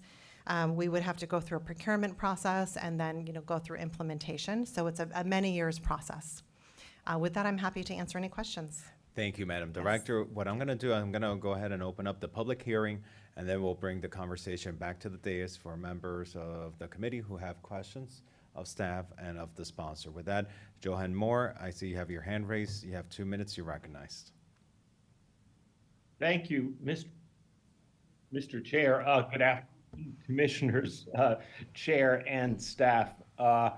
I'm delighted to have this subject before you today. In particular, I want to thank Commissioner Dominguez, whom I had initially proposed essentially a cold call via email after finding out from our sustainability staff that we did not currently have this more refined benchmarking proposal as opposed to the city's earlier proposal. I can hardly follow up on the excellent economic analysis that's being presented for all of this. And I was just this morning debating in my mind whether real-time availability of this data is a best use for it, and thinking, oh, well, it may not make that much difference. But as I see, I think that may be exactly the selling point for the public. I just want to make 2 points. I'd like it if the committee would further and the commission would support a sense of the current commission that future complications, and I use that word in quotation marks, and I mean it in the sense of a clock or watch type clockwork complication, a notched wheel that provides further information or desired effects, be considered as an aspect of any potential fine schedule and fine forgiveness schedule. I think we overlook that as a tool, not as a punitive one, quite the contrary, and with stakeholder input in terms of what they value, along with commission input, along with what you most highly want to incentivize those funds being spent on, be it resilience or sustainability, be it maintenance of historic buildings and their architecture, be it for the purpose of furthering affordability. And you can use that tool as you especially decrease the square footage ladder, as it were, on need for reporting. And I think you can also Mr. Moore, your time is up. I'm going to give you just a few more seconds just to wrap up out of a courtesy, because you are a member of the Sustainability Committee that by acclamation did send us this item on January. So just a few more seconds to wrap up. Thank you. I'll just finish by thanking you since I did in fact bring this forward. I'm very grateful for the committee's support and for this committee's hearing of this subject. I'm available to answer any further questions, Thank you, including by Mr. email. Moore. But I defer Thank to you for your staff report. participation. Thank you. With that, Commissioner Dominguez. I'd like to move the item. Okay, yes, Madam Vice Chair, you're recognized, followed by Commissioner Suarez. So, Amy, can you explain how this would work for buildings? It's a voluntary thing for buildings to enroll and then figure out how to get themselves to the goals, or are there incentives? Are there programs to help buildings? I mean, I'm thinking of where I live, which is an older building, and not everyone's replaced their windows, and the hallways are cooled to meat locker temperature. I'm thinking, gosh, that would be a great candidate for this, but how do you get a building involved? Sure. Well, I think there's two paths to kind of highlight. The first path would be an actual ordinance, which would be mandatory. And the second one is voluntary, where building owners can sign up. There already exists a voluntary program, and that's that BE 305 program run by the county. We have about 12 buildings participating right now in Miami Beach, and it's a small but mighty program, and they look to grow that. The city of Miami actually has, this required ordinance, and it requires all building owners, and it is specified in a phased approach depending on the size, to submit their information. And so the way the process works is that they contact FPL, so the business owner or the building owner would contact FPL, ask for something called his whole building data. So that's important because within a building you can have a lot of different tenants, and they're getting their own bills. And so the building owner would request that from FPL. They would take that information and they would enter it into the software program, which would allow them to look at their building. They can compare it to other buildings of the same size. They can compare year after year. And in addition, there's sort of like a help desk component to help them through something called like a retuning process. And it's not a complete retrofit, but for example, over time, the ordinance could require that there's checkups being done, which is similar to like, a car, making sure everything is moving along properly. And that is part of their ordinance. Doesn't necessarily have to be part of ours. I think every ordinance is kind of different. So that's how the process would work. The biggest challenge that we have heard is really setting it up. Once a building owner has their process set up and has their information, it can take them, I guess, like under an hour to enter it. But that first year it's harder because they have to establish that relationship with FPL. They have to get that information. They have to learn the process. But once that information is set up and you've got that starting point, is what incentivizes, or is it a carrot or a stick for the building to then improve upon its initial readings? And is there a program that we can follow to help encourage people to do that? Yes, well, and that's why it is important to have staffing and a software that's going to teach people how to do this properly. You know, once you get your data, what do you do with it? What do you focus on? And that's a really important part of what any good ordinance should have, and why the staff is needed. You know, you first start with the numbers. What are some different things to do? I think the incentive there is for them to save money on having better operations for their buildings. It's also a selling point. You know, it can reduce energy bills for their tenants. So it is seen as a competitive advantage, and it has been proven that once you start looking at the numbers, there is an ability to start, you know, decreasing. But that one is required. And then, you know, I should mention some ordinances do have fine structures. So the one Miami has, the first year, they did not have any fines. They allowed participation. They had a very good participation rate, I think 20 to 25%. Year 2 is when they're going to start, you know, going into the sort of that penalty process. But the first year in other cities, what they were telling us, they see about 15% compliance. You know, it takes time to bring buildings onto doing this. Thank you. Thank you, Madam Vice Chair. So this would be a new requirement on building owners, correct? Yes. Okay. And this new requirement on building owners would be to input this information into a software, into an online software of sorts that the city would have to acquire. Yes. Yes, sir. How much is that software? Well, we can, again, just go to what the city of Miami has. They did a sole source procurement, and theirs was about $500,000, and that was for 4 years. So then I guess part of the motion, if we do put forward a motion, would be, I guess, for the city commission to request that the administration prioritizes as part of the next fiscal year budget? Correct. And in addition, as part of that, it would need a position. It would need, I'm sorry, a position? It would need a position. I mean, it would definitely need somebody to develop the program, to, you know, implement the software, to develop all the operational guidelines, to do all the trainings for building owners and managers, and to, you know, to make sure it's done properly. And this would be a requirement of multifamily building owners, commercial building owners? Like, walk me through a single-family homeowner.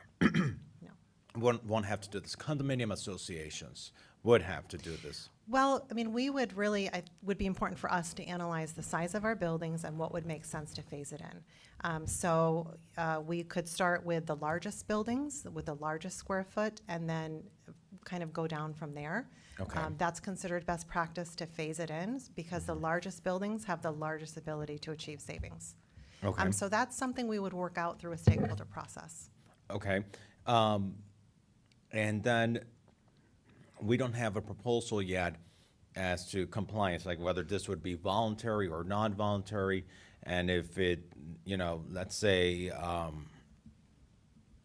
they don't submit this, what the penalties would look like. Are they gonna get, you know, the first month they get a $300 penalty followed by a daily penalty, or some other cities just come out right with a daily penalty? We don't have that figured out yet.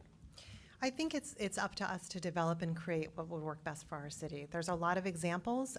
The memo lists all the different fine structures from the different cities, from you know, Miami to Atlanta to Chicago to Philadelphia to Boulder. So it really just depends on what would work well for our city. If it was going to be just voluntary, you know, we might just encourage people to utilize the county's BE 305 program, which is a challenge. Okay. And then that's at no cost, and that's available now. What I would like us to consider is, I don't want to create something new that will be punitive on the property owner.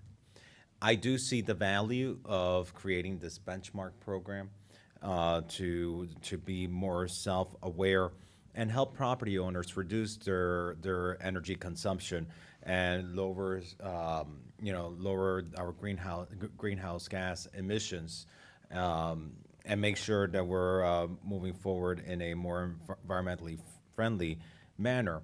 Us as a city, but also our private stakeholders, our private property owners.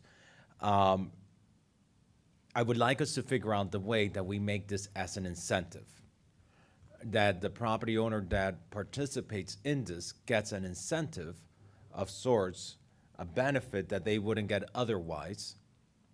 So that way, so that if they don't do it, they don't get penalized for it.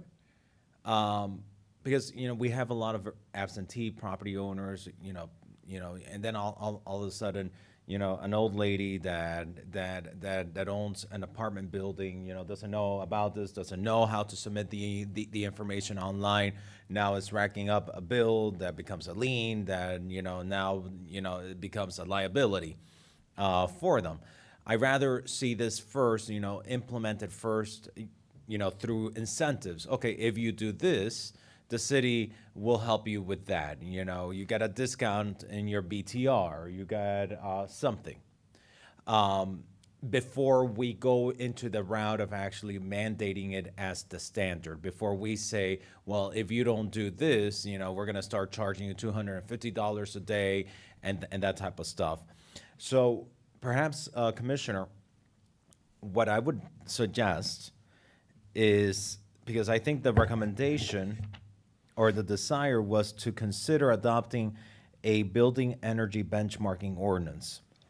What if we amend your motion so that we can have staff work with you on an actual ordinance so that we have an idea of a framework that can come back to the committee, that we can consider and vet, and that then we can send back to the city commission for consideration. Are you open to that? Yes, of course, and also open to having it be incentive-based and moving in that direction too, sure. Great. So Commissioner Dominguez has made a motion to create.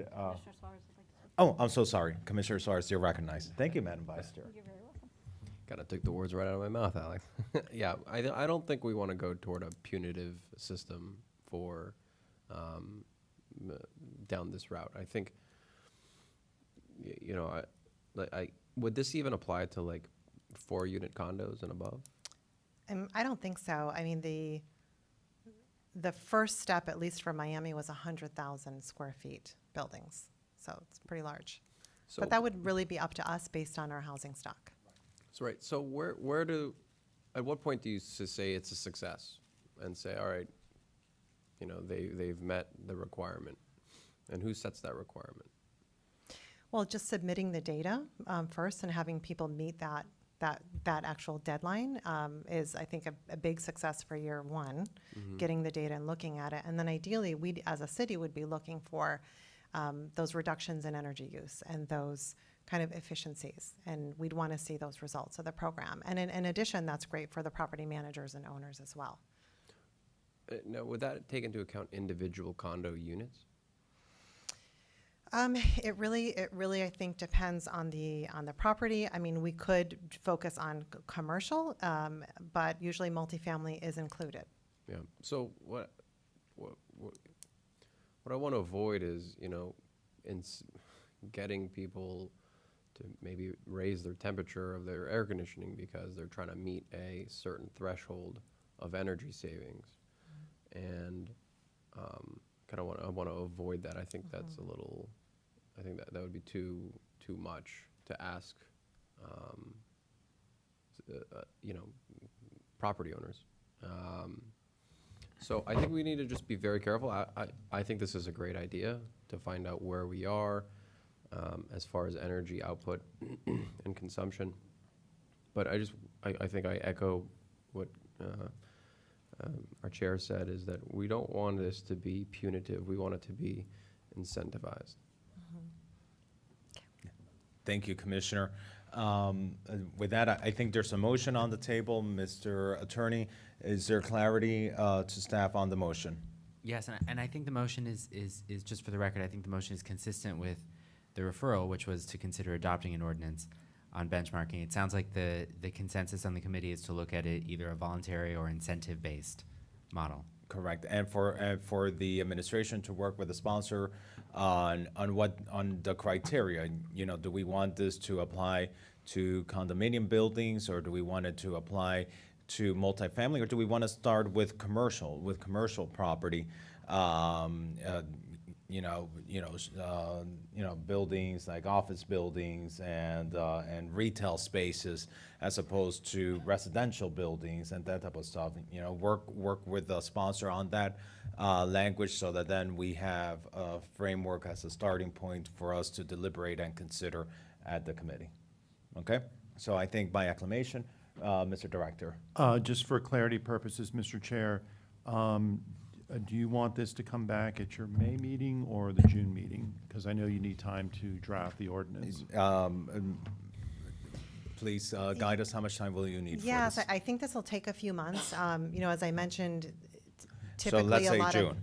lot of research is done on So the let's say building June. sizes. Yeah. Thank you. Thank you, Madam Director. With that, let's show this item adopted. Mr. Director, let's introduce item number 6. Okay, Mr. Chair. Item number 6 is to discuss amending the single-family development regulations in the Miami Beach Resiliency Code to establish standards for permissible ingress and egress ramps for accessibility purposes. Thank you, Mr. Director. This is an item that I placed on the agenda after being contacted by a resident that brought a matter to my attention, which is single-family homeowners. They need to have a ramp for medical purposes, but they can only build a ramp by going into the setbacks of their property. They either A, can't build the ramp, or they need to go through the board approval process, which could be lengthy, costly, and difficult at times. So this would create an amendment that would grant to the administration the ability to administratively review and grant such approvals. And I believe it's one approval per single-family home. Is that correct? That's correct. This would amend the land development regulations to create an exception to the minimum pervious area and setback requirements specifically for this type of accessibility ramp within an existing single-family home. Okay. Are there any questions on this item? Okay. Are there members of the public wishing to speak on this item? Seeing no members of the public in person or virtually, it's been moved by Commissioner Suarez, seconded by the Vice Chair. Without any opposition, show the item adopted. Thank you, Mr. Director. Yeah, just for clarity purposes, Mr. Chair, what we're going to do, based upon your recommendation, is bring a C4 referral to the City Commission to refer that to the Planning Board. Thank you so much. With that, let's show the item closed. Let's move forward to item number 7. Mr. Director, please introduce the item. Okay, item number 7 is a discussion regarding recommendations for a potential composting program. Thank you. This item was placed on the agenda by Mayor Minor. Any member of the City Commission, the Mayor or City Commission, who has items on the agenda under their sponsorship, if they're unable to attend the meeting, I always welcome their participation either virtually or have their staff speak on the item if they so desire. I communicated this to the mayor's office. I don't see the mayor present, but I do see Amy Knowles. I believe you'll speak on the item. Sure, I'd be happy to provide a little bit of background on composting. So if you'd I'll like. recognize you, then I'm going to go to the public. Okay, great. Well, good afternoon again. So the item before you did come from the mayor's office, as you said, regarding expanding a composting program. Just to get at the purpose of why people are interested in composting, it is growing in popularity. We know that food waste makes up about 20 to 30% with what goes into landfills, creates methane, which is a very, very potent greenhouse gas. So it really helps with that, and it also enriches our soils and creates a very nutrient-rich soil. So it is a process. We have 2 successful composting hubs in the city of Miami Beach. We have one at the Botanical Gardens, and we have one in North Beach. They're community compost hubs. And a 3rd composting hub is underway to be located in Mid-Beach. And our community gardens also have composting. So these are great options for residents, as well as backyard composting. We have bins. We have about 71 bins that have been provided through our Surfrider Foundation. And we're actually doing an event March 30th at the Miami Beach Regional Library with the University of Florida. So people can learn and also can obtain a backyard composting bin. So there's a lot of considerations if the City Commission wanted to expand composting. If you'd like me to go into those, Mr. Chair, I'm happy to. There are a lot of regulatory frameworks around that. What is the mayor's request with this item? His item was really to look for recommendations for potential additional composting programs. He had attached an item from Compost for Life, which is an entity that can do like door-to-door type composting. He wanted to consider composting in City Hall and also expanding to other, maybe even residential pickup. Okay. Is there an actual recommendation from staff on any of those requests? No, I'm just presenting this information really just for background. And then I did, if you'd like to hear there are several regulatory considerations if there's something much broader, like for residents or for City Hall or something like that. Okay, I'm gonna open this up to members of the public. I'll bring it back to the dais for discussion. Johan Moore, you have your hand raised. You have 2 minutes. Please be mindful of the clock. Welcome. Thank you again, Mr. Chair. And thank you for allowing me to finish my remarks before. These remarks now are on behalf of the Sustainability Committee. We would like you to focus on the limitations of the current program.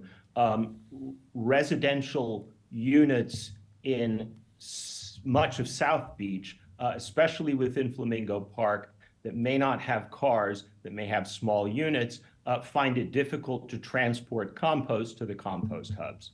Apartment dwellers generally, if they have a balcony or a terrace, may not find it difficult to produce compost, but then what do they do with it? How many flower pots can they fill up with it, and how much will be tolerated in the condo's communal property? Our discussions that led to our LTC, possibly several of them, in support of Compost for Life from the committee revolved around a couple of issues that I wanted to please put before you. Compost for Life agreed with our assessment that the most important thing things that the commission could do would be to consider purchasing or renting additional land on the mainland to enable them to expand their composting capability, and likewise that the commission consider purchasing garbage trucks appropriate to green waste in order to transport that there. I would put a final idea before you that as the city pursues the possibility of an RFP with a waste hauler, that the waste hauler be asked, incentivized, compelled to provide a given number of trucks, either with driver or union regulations possibly withstanding, to Compost for Life, and possible funding for them to hire their own drivers in order to expand their program, namely to residential curbside pickup. Thank you very much. Thank you, Mr. Moore. Colleagues, we have this item from Mayor Minor before us. Are there comments on this item, questions, suggestions?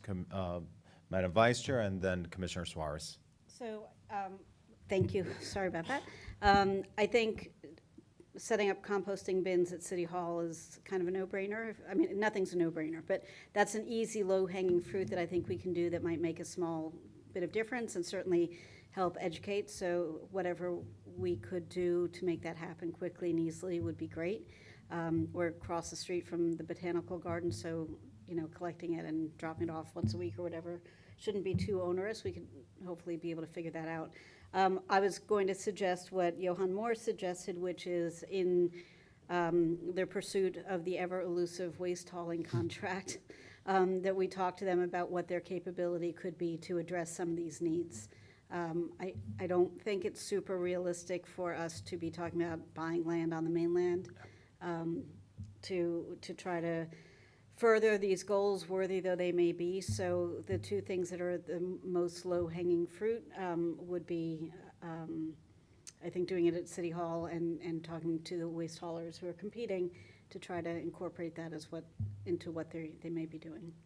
I completely agree with you, Madam Vice Chair, and certainly if we come up with any program to do anything at City Hall, maybe finding a centralized place. I know I saw around the building, I think in our own offices, a bin, and as great as the idea is, and as well intended that the idea is, the scent of it was not as welcoming.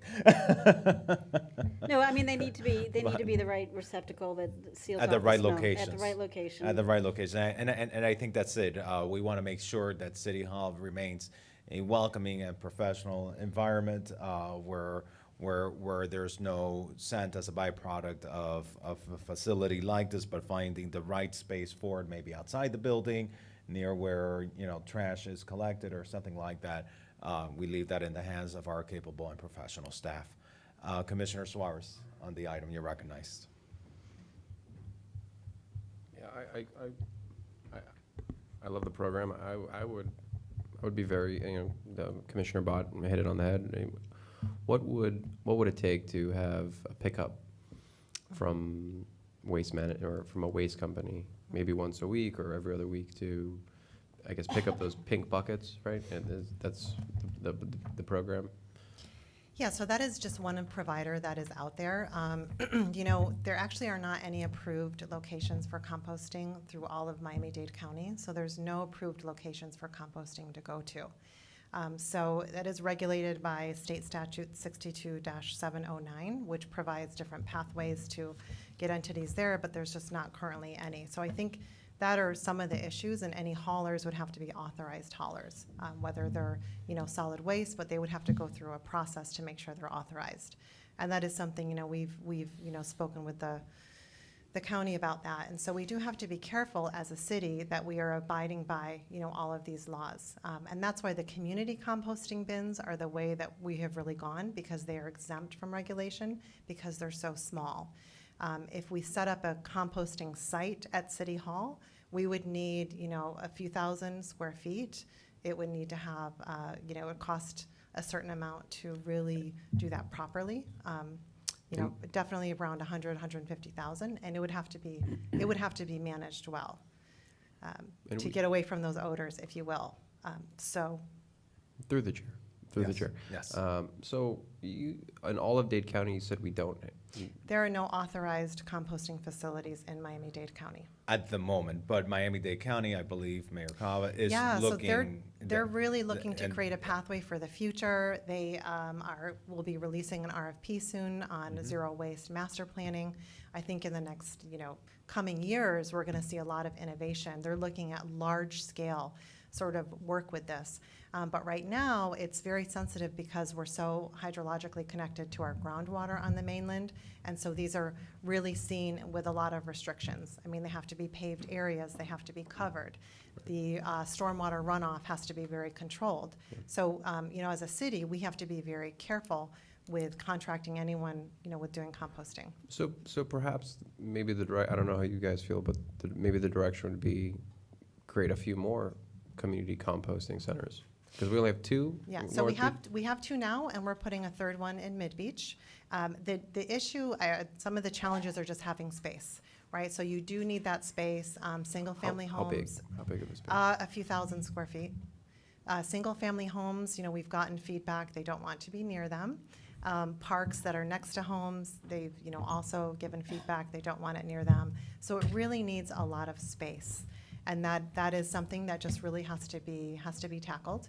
We did find one location we think is really going to work in Mid-Beach, which is the parking lot on 41st and Chase. That's on the Tatum Waterway in the middle. There's a really nice area, and it's got trees, and it's kind of near the schools, so teachers could even come and bring their kids there to take a look at it. And it's also, there's a lot of walking in the area, a lot of people, so we think that's really a really nice location for that. And the backyard composting is a great way too, because people control what goes into the compost, and they can utilize it for their own soil. Okay. Through the chair. Madam Vice Chair. Just an idea. I have at home a countertop composting electric device. It looks like a big rice cooker. It's called Lomi, L-O-M-I. And you basically put in whatever you want, and you can set it to 3 things. You can just incinerate it so it's small and doesn't take up a lot of space in your trash can, but you can also set it to cook lower and slower and then put it into your plants, or it's no smell, none of that stuff. And so I have no idea if they do anything on a bigger scale or if they're looking to expand to that or whatever, but it might be worth check out the website, putting in a phone call, who knows, Yeah. maybe there's. I think at smaller scale, there's a lot of great opportunities out there. It's a lot easier. So, Madam Vice Chair, perhaps we could entertain a motion where staff could look at certain ideas. Number one, the idea of having a facility here at City Hall. I think that could align well with the vision that Mayor Minor had when he initiated this very environmentally friendly idea for the potential of a composting program. We can also ask staff to look into the feasibility of reaching out to the waste haulers and seeing the feasibility of incorporating that into any solicitation as some sort of incentive or extra points that a potential vendor could potentially have in the future. And any other ideas, locations, come back to us with other locations that could be considered for the expansion of composting here in Miami Beach. Perhaps even, can we acquire some of these? Is there a mechanism to acquire any composting equipment that if we purchase at a reduced rate because we're selling it we're purchasing it at a bulk quantity, we can then resell it at a reduced rate to our residents to help them compost at home and promote this idea of composting and taking it to these sites. So perhaps we could ask staff to review these ideas, study them, and come back to us with a more tailored proposal at a future meeting. And the site at City Hall, maybe we can do that in conjunction with the Botanical Garden, which is already doing composting, right?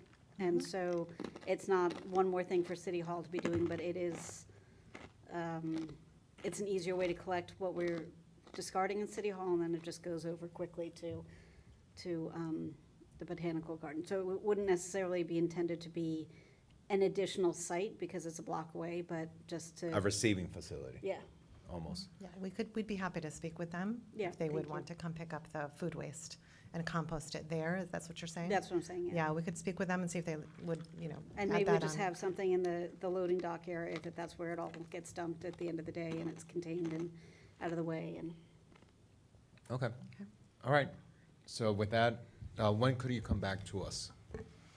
A couple months would be great. So let's say the June meeting? Yeah, that'd The be May great. or June meeting? Let's say Sure. the May meeting. If you need more time, you can always request more time, and we can then place it in the June meeting. Okay, perfect. Okay, great. you. Thank you so much, and thank you, Mayor Minor, for this wonderful idea. With that, Mr. Director, let's introduce item number 8. Okay, Mr. Chair, item number 8 is to discuss declining resort tax revenues and full-time resident population. Okay, this item was sponsored by Commissioner Magazine and Commissioner Suarez. I see Commissioner Magazine is on Zoom. Commissioner Magazine, your hand is not raised, so I'm gonna recognize, or I don't know if you wish to speak on this item. You know what, Alex? I appreciate it. Since Commissioner Suarez is there in person, I'll turn it over to him to present. Perfect, great. Well, it is St. Joseph's Day, and I know that you are indeed Joseph Magazine, so wishing you a happy St. Joseph's Day. And with that, I'm gonna defer to Commissioner Suarez to present this item.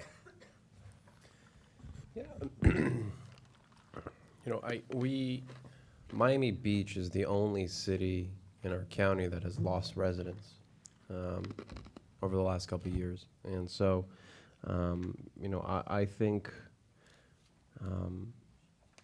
we really need to put our perspective in line of what kind of city we aim to be in the next 10, 20 years. Are we going to, continue to lose full-time residents and replace it with tourists? And certainly, I don't have that opinion. I want to see our resident population bounce back and be more resident focused. And so, I think, I think we want to have a greater, I don't think this is the time or place, but I think we need to have a greater discussion on what kind of city do we want to be in the decades to come. And, you know, that's why I co-sponsored this item, because I truly believe that we're on the precipice of changing our brand from a party all-night town to a more resident-centric city. And so, welcome to hear what my colleagues have to say about that. And thank you, Commissioner Suarez and Commissioner Magazine, for bringing this item to the agenda. Before recognizing Commissioner Dominguez and then the Vice Chair, I do want to say that we did have a special meeting of the Land Use and Sustainability Committee just a few weeks ago to look specifically at what could be perhaps one of the driving forces, in part, to the reduction of our population, which are hotel uses, and the acquisition of residential property being rezoned into transient uses, then minimizing the housing stock and the housing inventory for full-time residents. And we're going to be having a follow-up discussion on some of these matters at a certain date. I'm not sure, Mr. Mooney, if we know the date of that follow-up meeting at this time. Yeah, I believe that portions of that agenda were combined into one item that is going to come back to you at your May meeting. At our May meeting. So at our May meeting, we're going to have a discussion as it relates to the components having to do with transient uses and hotel uses.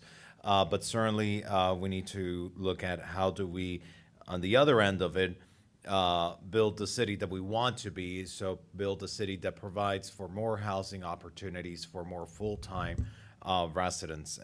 And so, Commissioner Dominguez, you're recognized to speak on that. Thank you very much, Mr. Chair. So I think it was at either a finance meeting or previous commission meeting that we had our CFO, Jason Green, talk about the resort tax revenues, and he explained that our numbers were strong and healthy, and we were in good shape there. The number of full-time residents, it's exactly what the chair said.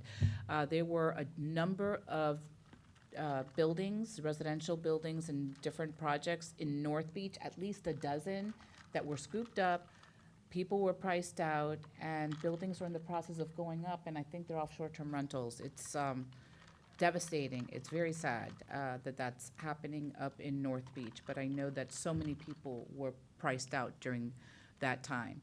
But I share your concern, and I think that it's important to have a balance, and residents' quality of life comes first. And with that, I'll looking forward to hearing from the Vice Chair. Madam Vice Chair, you're recognized. Thank you, and Commissioner Dominguez, thank you for teeing that up so nicely. I share Commissioner Suarez and Magazine's concerns about this. Joe and I would speak about it a lot when we were on the planning board together before we were elected officials, and we were still allowed to talk about strategic ideas without calling meetings.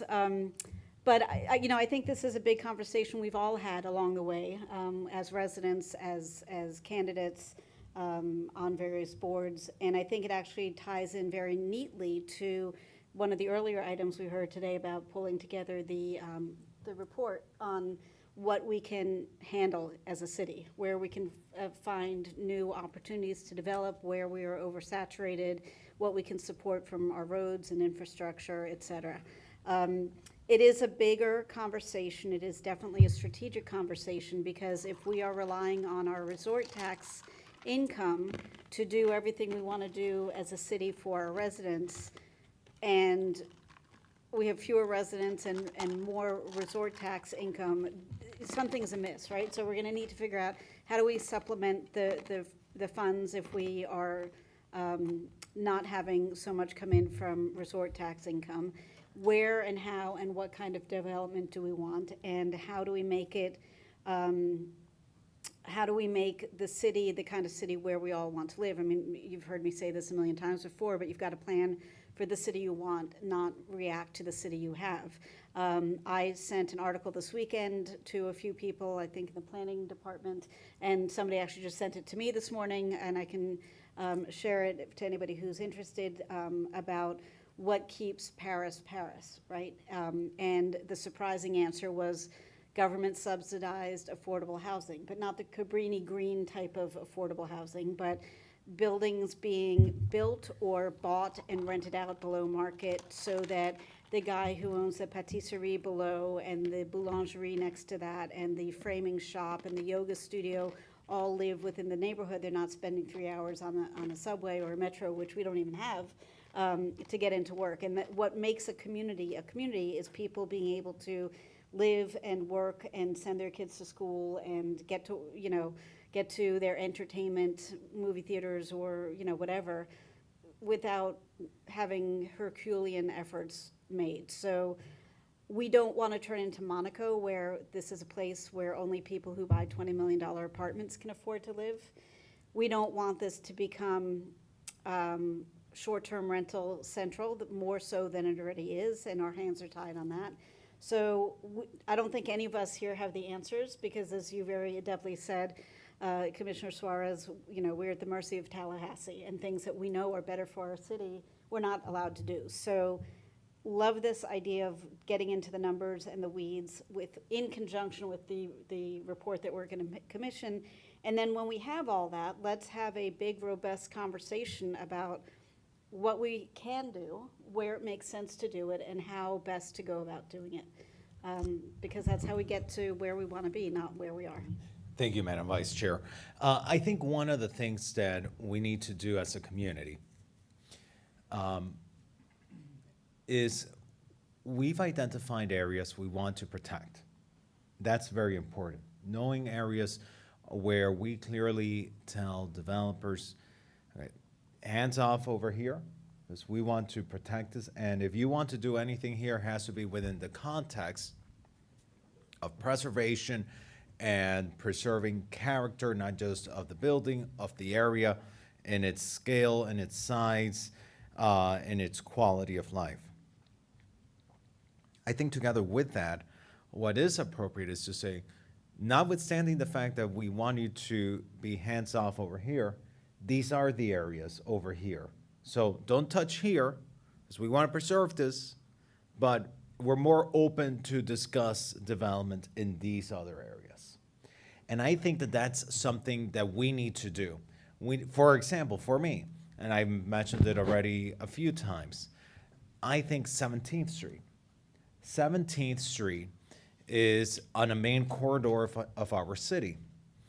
It is not generally speaking, is not a historic district. Certainly when you get further east, you do enter, the Art Deco district, and certainly you do have on further west, it is at the perimeter of the Palm View district.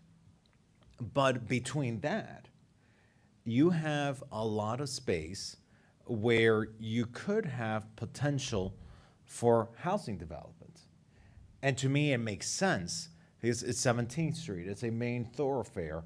It's a main thoroughfare where we can facilitate public transportation that could connect to other public transportation options that could be coming in the future on Washington Avenue, that connects to other lines that may run on Alton Road. It does create opportunity. And so I think, number one, just putting everything else aside, we need a master plan for 17th Street. But further than that, we need to identify those areas in our city where we do want the market to know we are open to development in these areas. For as long as you protect those areas over there, we want to incentivize development here. We have capacity for it here. We're willing to be creative, go up in height, and be flexible with some standards so that we can create the availability of housing that we need in our city. And I think we need to identify those areas so that the industry knows, okay, it's not that Miami Beach doesn't want development. It's that Miami Beach wants the right type of development in the right areas of its city. And I think we need to be communicating that, because we often say the city that we don't want to be. but we don't message enough the city that we do want to be. And I think we need to work a bit on messaging that. Madam Vice Chair, you're recognized. Thank you. I want to be clear, if anybody's listening to this now or in the future, we're not suggesting any particular neighborhoods are going to be the sacrificial lambs to development. Of course not. This would be, I want us to be really nuanced and careful. We also don't want to like wave the starting flag for the Indy 500 of development land rush, because we don't know, look, we might be at capacity, and maybe it's not developing new, but maybe it's redeveloping and repurposing older stuff that exists or reconfiguring it. We just don't know. But we do know that to make our city what we want, we need more diverse housing stock. So it's not just, unattainable single-family homes, $20 million apartments, or tiny apartments that are on their last legs. And I know there's a lot in between there, but not enough. And so we need to be really mindful that when we get this information that we're going to hopefully get commissioned in this report, and we kind of marry that with these numbers, and we also talk about, the Bay Link in its current iteration is not something that we think is right for our city, but public transportation is a need that we do need to recognize, and we need to figure out what will be the right thing for our city, and that needs to be a part of the conversation. And also, if we're going to transition away from transient industry, then we need to figure out what is going to take its place. And we have a lot of really beautiful Class A office space coming online, and we need to make sure that that works, and we need to make sure that retail comes back flourishing, and there's, everything that you could need or want is here, so that we pick our numbers back up, we become the city we know we should be, and not try to pick up the pieces of where we are now. Thank you, Madam Vice Chair. Commissioner Suarez. So look, I think moving forward, I think we should have continuing discussions on this, and I don't think our city should grow through more hotels, and I think at our last land use meeting, we discussed this. There's going to be, I believe, an item brought back, but I echo what Commissioner Bott said, is that we need more places for people to live here, because everyone on this campaign that I knocked on, the number one issue single-handedly was traffic. And traffic is never going to be solved with a silver bullet. There's not going to be one solution to fix it. It's going to be a multi-pronged approach to really tackling that. And I mean, if you go on 41st Street and you poll the people, hey, why are you on the car? Why are you going back to the mainland? And a lot of them would say, that's where I live. And so, I think as we move forward in the city and on this commission, I think it's important to continuously discuss, how do we want to move forward with the city, and bring forward more incentives for residential housing and less incentives for hotels and transient use. And so I think this is a good starting point for discussions, and I'm glad I'm on land use to share with you guys. Okay, great. So thank you, Commissioner Suarez. Does that mean we are going to close this item? Is there any additional follow-up action? We have items having to do with transient uses that are going to be coming back. Is there any action that we want to request from the administration as a result of this item other than this discussion? I don't think there's anything required at this time. I think it'll be very interesting to see when we get the report back that we're talking about, when we sort of process what we're going to be doing about hotel use versus residential incentivization, that this becomes, the couple of pages that we continue to refer to as part of that discussion. And I think Commissioner Suarez is absolutely right that this needs to be an ongoing discussion, whether it's here or at the commission or both, or other places as well. In the absence of a full-on strategic meeting, vision of the city going forward 10, 20, 30 years, this is a very good starting point. Perfect. So Thank you so nothing is needed much. at this point. And listen, I think we all took a position not too long ago to oppose the current mode, the locally preferred alternative for connecting the mainland to Miami Beach. And there are, housing components tied to that. It's all very interconnected, the issues with traffic and all that, but I do think that just in general, the conversation that we have had on hotels, the study that we've requested, and analyzing, and Mr. Planning Director, I think you're gonna have to guide this committee. How do we move forward in identifying which areas we want to encourage for development, and the type of development, and looking at master plans for certain areas that would incorporate housing. I think you're gonna have to guide this committee on that so that we can start bringing forward the right items that prioritize, more housing redevelopment as opposed to transient redevelopment. So you are our guide on this, you are our expert on this, and I ask you to meet with me so that we can start bringing forward the right items to help us with it. And certainly, I think the study we requested is going to help us with it. Okay. Yes, sir. And just before we close this out, Mr. Chair, I took a look at the after action for the meeting where this item was referred. And one thing that we didn't mention in the memo was that as part of this referral, Commissioner Rosen Gonzalez had requested that we take a look at eliminating transient use zoning or transient uses in the North Beach Town Center. However, that was part of our discussion at the Yes. March 5th meeting, and we were directed to come back with some recommendations for very specific areas. We're actually going to be meeting with the North Beach CRA regarding that, so that will be coming back as one of the separate items. Thank you so much. And I'll ask staff, especially the city attorney's office, as they're crafting referrals and making and working on legislation on behalf of commissioners, guide us, because a lot of times, we're hearing from the community on ideas and suggestions and general vision for the future of the city. And, we'll all approach the city attorney's office requesting legislation on stuff that one of our colleagues might already be working on.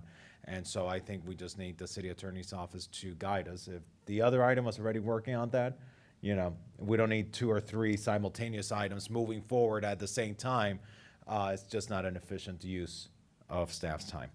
Okay, with that, let's close this item and proceed with introducing item number 9, and then we have item number 11, and then we'll be done with today's agenda. Okay, Mr. Chair, item number 9 is to review code sections relating to the expiration of land use board orders. Thank you, Mr. Director. This is a referral I placed on the agenda to, review current regulations pertaining to the expiration of land use board orders, specifically Planning Board, Historic Preservation Board, BOA, DRB.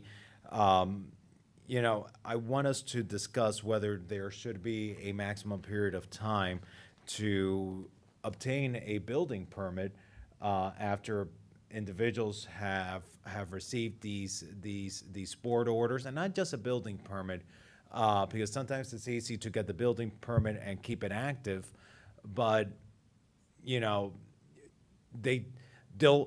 here's my frustration. Individuals come forward and go to the planning board or go to the DRB or somewhere. They get an approval, then they just flip it. They used the process, the public's process, occupy staff time and occupy the board's times, and often causing delays to other applicants that are in the queue, only so that they can get an approval and then flip a property at a profit with the approval that they just got. And that's a concern I've had. So, Mr. Director, you've prepared an item, a memo. Could you please, I wish to recognize you so you can guide us on this and give us your recommendations. Sure. Currently, under the LDRs, and this has been in place for some time, whenever there is an application approved by one of our land use boards, such as the Design Review Board, the Historic Preservation Board, the Planning Board, there is a requirement that the full building permit associated with that land use board order be obtained within 18 months. There is also a provision that allows that land use board to extend that period of time by up to 1 year. So in totality, most development projects, if they get an extension of time, have 30 months. In our experience, 18 months is a fairly tight time frame for someone to get oftentimes financing, get their working construction drawings put together, submitted for permit, and obtain the permit. And in most instances, if they're serious about moving forward with the project, they'll typically ask for an extension of time. However, over the last 6 or 7 years, there's been a new dynamic that has come into the mix, and that has been the governor-signed state of emergency extensions, which preempt our timeframes to obtain a building permit. And in a lot of instances, these development orders and sometimes building permits are extended an additional 2, 3, 4, in some cases, 5, 6, 7 additional years because of all of these state extensions. And that is something that unfortunately we are preempted by. And so even if we were to reduce the time frame to obtain a building permit, any future state extensions would preempt that regulation. But by and large, we do think that the current 18-month period is a fair amount of time for somebody to obtain a full building permit. So at this point, your recommendation is, given the state preemption that allows people just to continue extending it, that it just doesn't make sense right now to shorten the window of time? Essentially, yes. Yeah. Okay. Commissioner Suarez, you're recognized. Okay. With that, I think we can consider this item heard and closed, because it really, our hands are tied on this. So let's close this item and proceed with item number 10 was deferred, and we can move on to item number 11. Okay, Mr. Chair, the last item, number 11, is to discuss the New York short-term rental law passed in New York City, known as Local Law 18. Okay, this was sent to me by a resident, Elizabeth Latone, and I know she's watching the meeting, and in essence, Local Law 18 was passed by New York, and it imposes restrictions to nearly ban short-term rentals for many hosts and guests, and mandates hosts to register with the city to reside in the property they're renting, and limits the number of guests to 2. And from what I've heard, there's been a tremendous success in New York with this model, so much so that residents, and Elizabeth Latone and others, have been reaching out to us and asking us, what can we do about this? And so I want to recognize our city attorney to guide us on what Local Law 18 does, and how could a city like Miami Beach implement something like this? Sure. Thank you, Mr. Chairman. So what New York City did with Local Law 18 is impose significant restrictions on the rental of residential units on a short-term basis, restricting the number of guests to 2 people per unit, but most importantly, requiring the owners to be on site while the property or part of the property is rented. The challenge, obviously, as this committee is aware in doing something similar in Florida, is that state law preempts us from prohibiting or regulating the duration or frequency of vacation rentals. So, anywhere in the city where short-term rentals are currently permitted, we are preempted from imposing any new restrictions. What the City Commission has done... On registrations? Well, we have a registration requirement in our code. But that's because ours predates certain preemptions. Well, the registration requirement was not, until this legislative session, the registration requirement was not preempted. What state law preempts us from doing is prohibiting or regulating the duration or frequency of a vacation rental. We had, historically, we've not been preempted from imposing a registration requirement. There was a bill passed by both houses this session in 2024 that would continue to allow us to require registration, but impose limitations on us. And that bill has not yet been signed by the governor. And what that are I'm the aware of. limitations that it's going to impose on us if you are aware of on the registrations? I would want to look at that more closely and bring that back to you. I mean, in some ways, it's consistent with what we do. In other ways, it's not. For instance, on the registration fee that we impose. But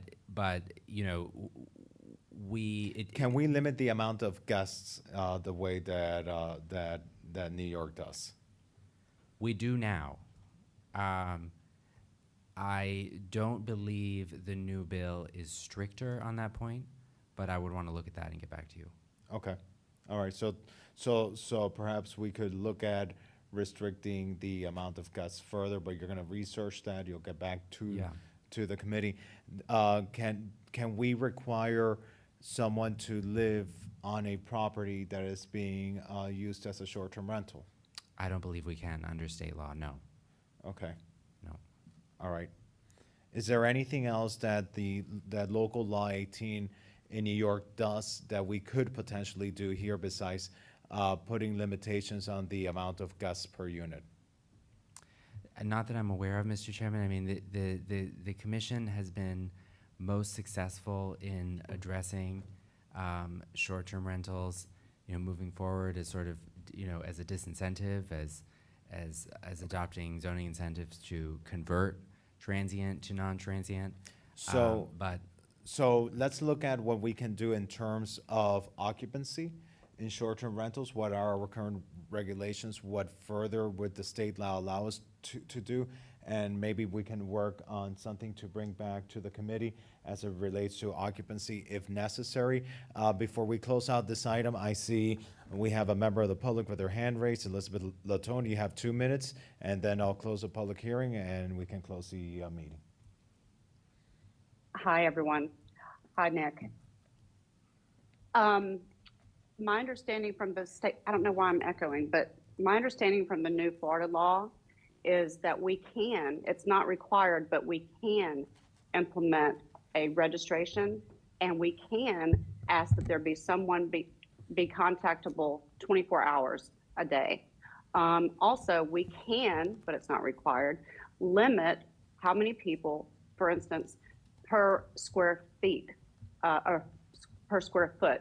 So I would just ask that be looked into also, and if you'd like my help, I'll be happy to help you. Thank you, Ms. Latone. We already require registration and we already limit occupancy, but we're gonna look at what further we can do as it relates to that. Mr. Attorney, as to what the caller referenced as to contact info, can we require for there to be contact information? Yes, and we do. We do. Yeah. Okay. So we'll look further as to the occupancy, because it seems like that is the area where we could have more room for making something perhaps stricter. Okay? Okay. Thank you, Ms. Latone. Thank you. All right. Okay, with that, is there any other information? Yes, Mr. Director. Yeah, just for clarity purposes, Mr. Chair, on item number 11, do you want that brought back at the May meeting or the June meeting? No, let's come back at the May meeting. Okay. I think that's reasonable Okay. to bring back at the May meeting. With that, we have no other items on the agenda. I do want to take a moment of personal privilege because this I believe is the last land use meeting of our esteemed city attorney Nick Kalergis, who is our attorney over all land use matters here in the city of Miami Beach. And I've had the distinct privilege of working with you, Nick, for many years as a resident, as an employee of the city, as a member of the Charter Review Task Force and the Planning Board, and now my capacity as commissioner, and in this unique capacity as chair of this committee. And I can you know, say without a doubt that you have been such a true value added to our city, such a dedicated public servant with such a high level of integrity and dedication to the work that you do for the taxpayers of this city, looking after the interests of our residents in everything that you do, and your breadth of knowledge on all issues having to do from land use to ethics is going to be such a value added to Miami-Dade County and to that very highly esteemed office you're heading over to.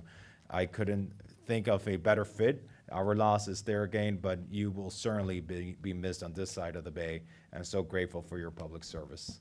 Thank you, Mr. Chairman. I appreciate that. And it's been an honor and really the privilege of my life and my professional career to serve the city. So thank you. Thank you. We have applause in the audience. There you go.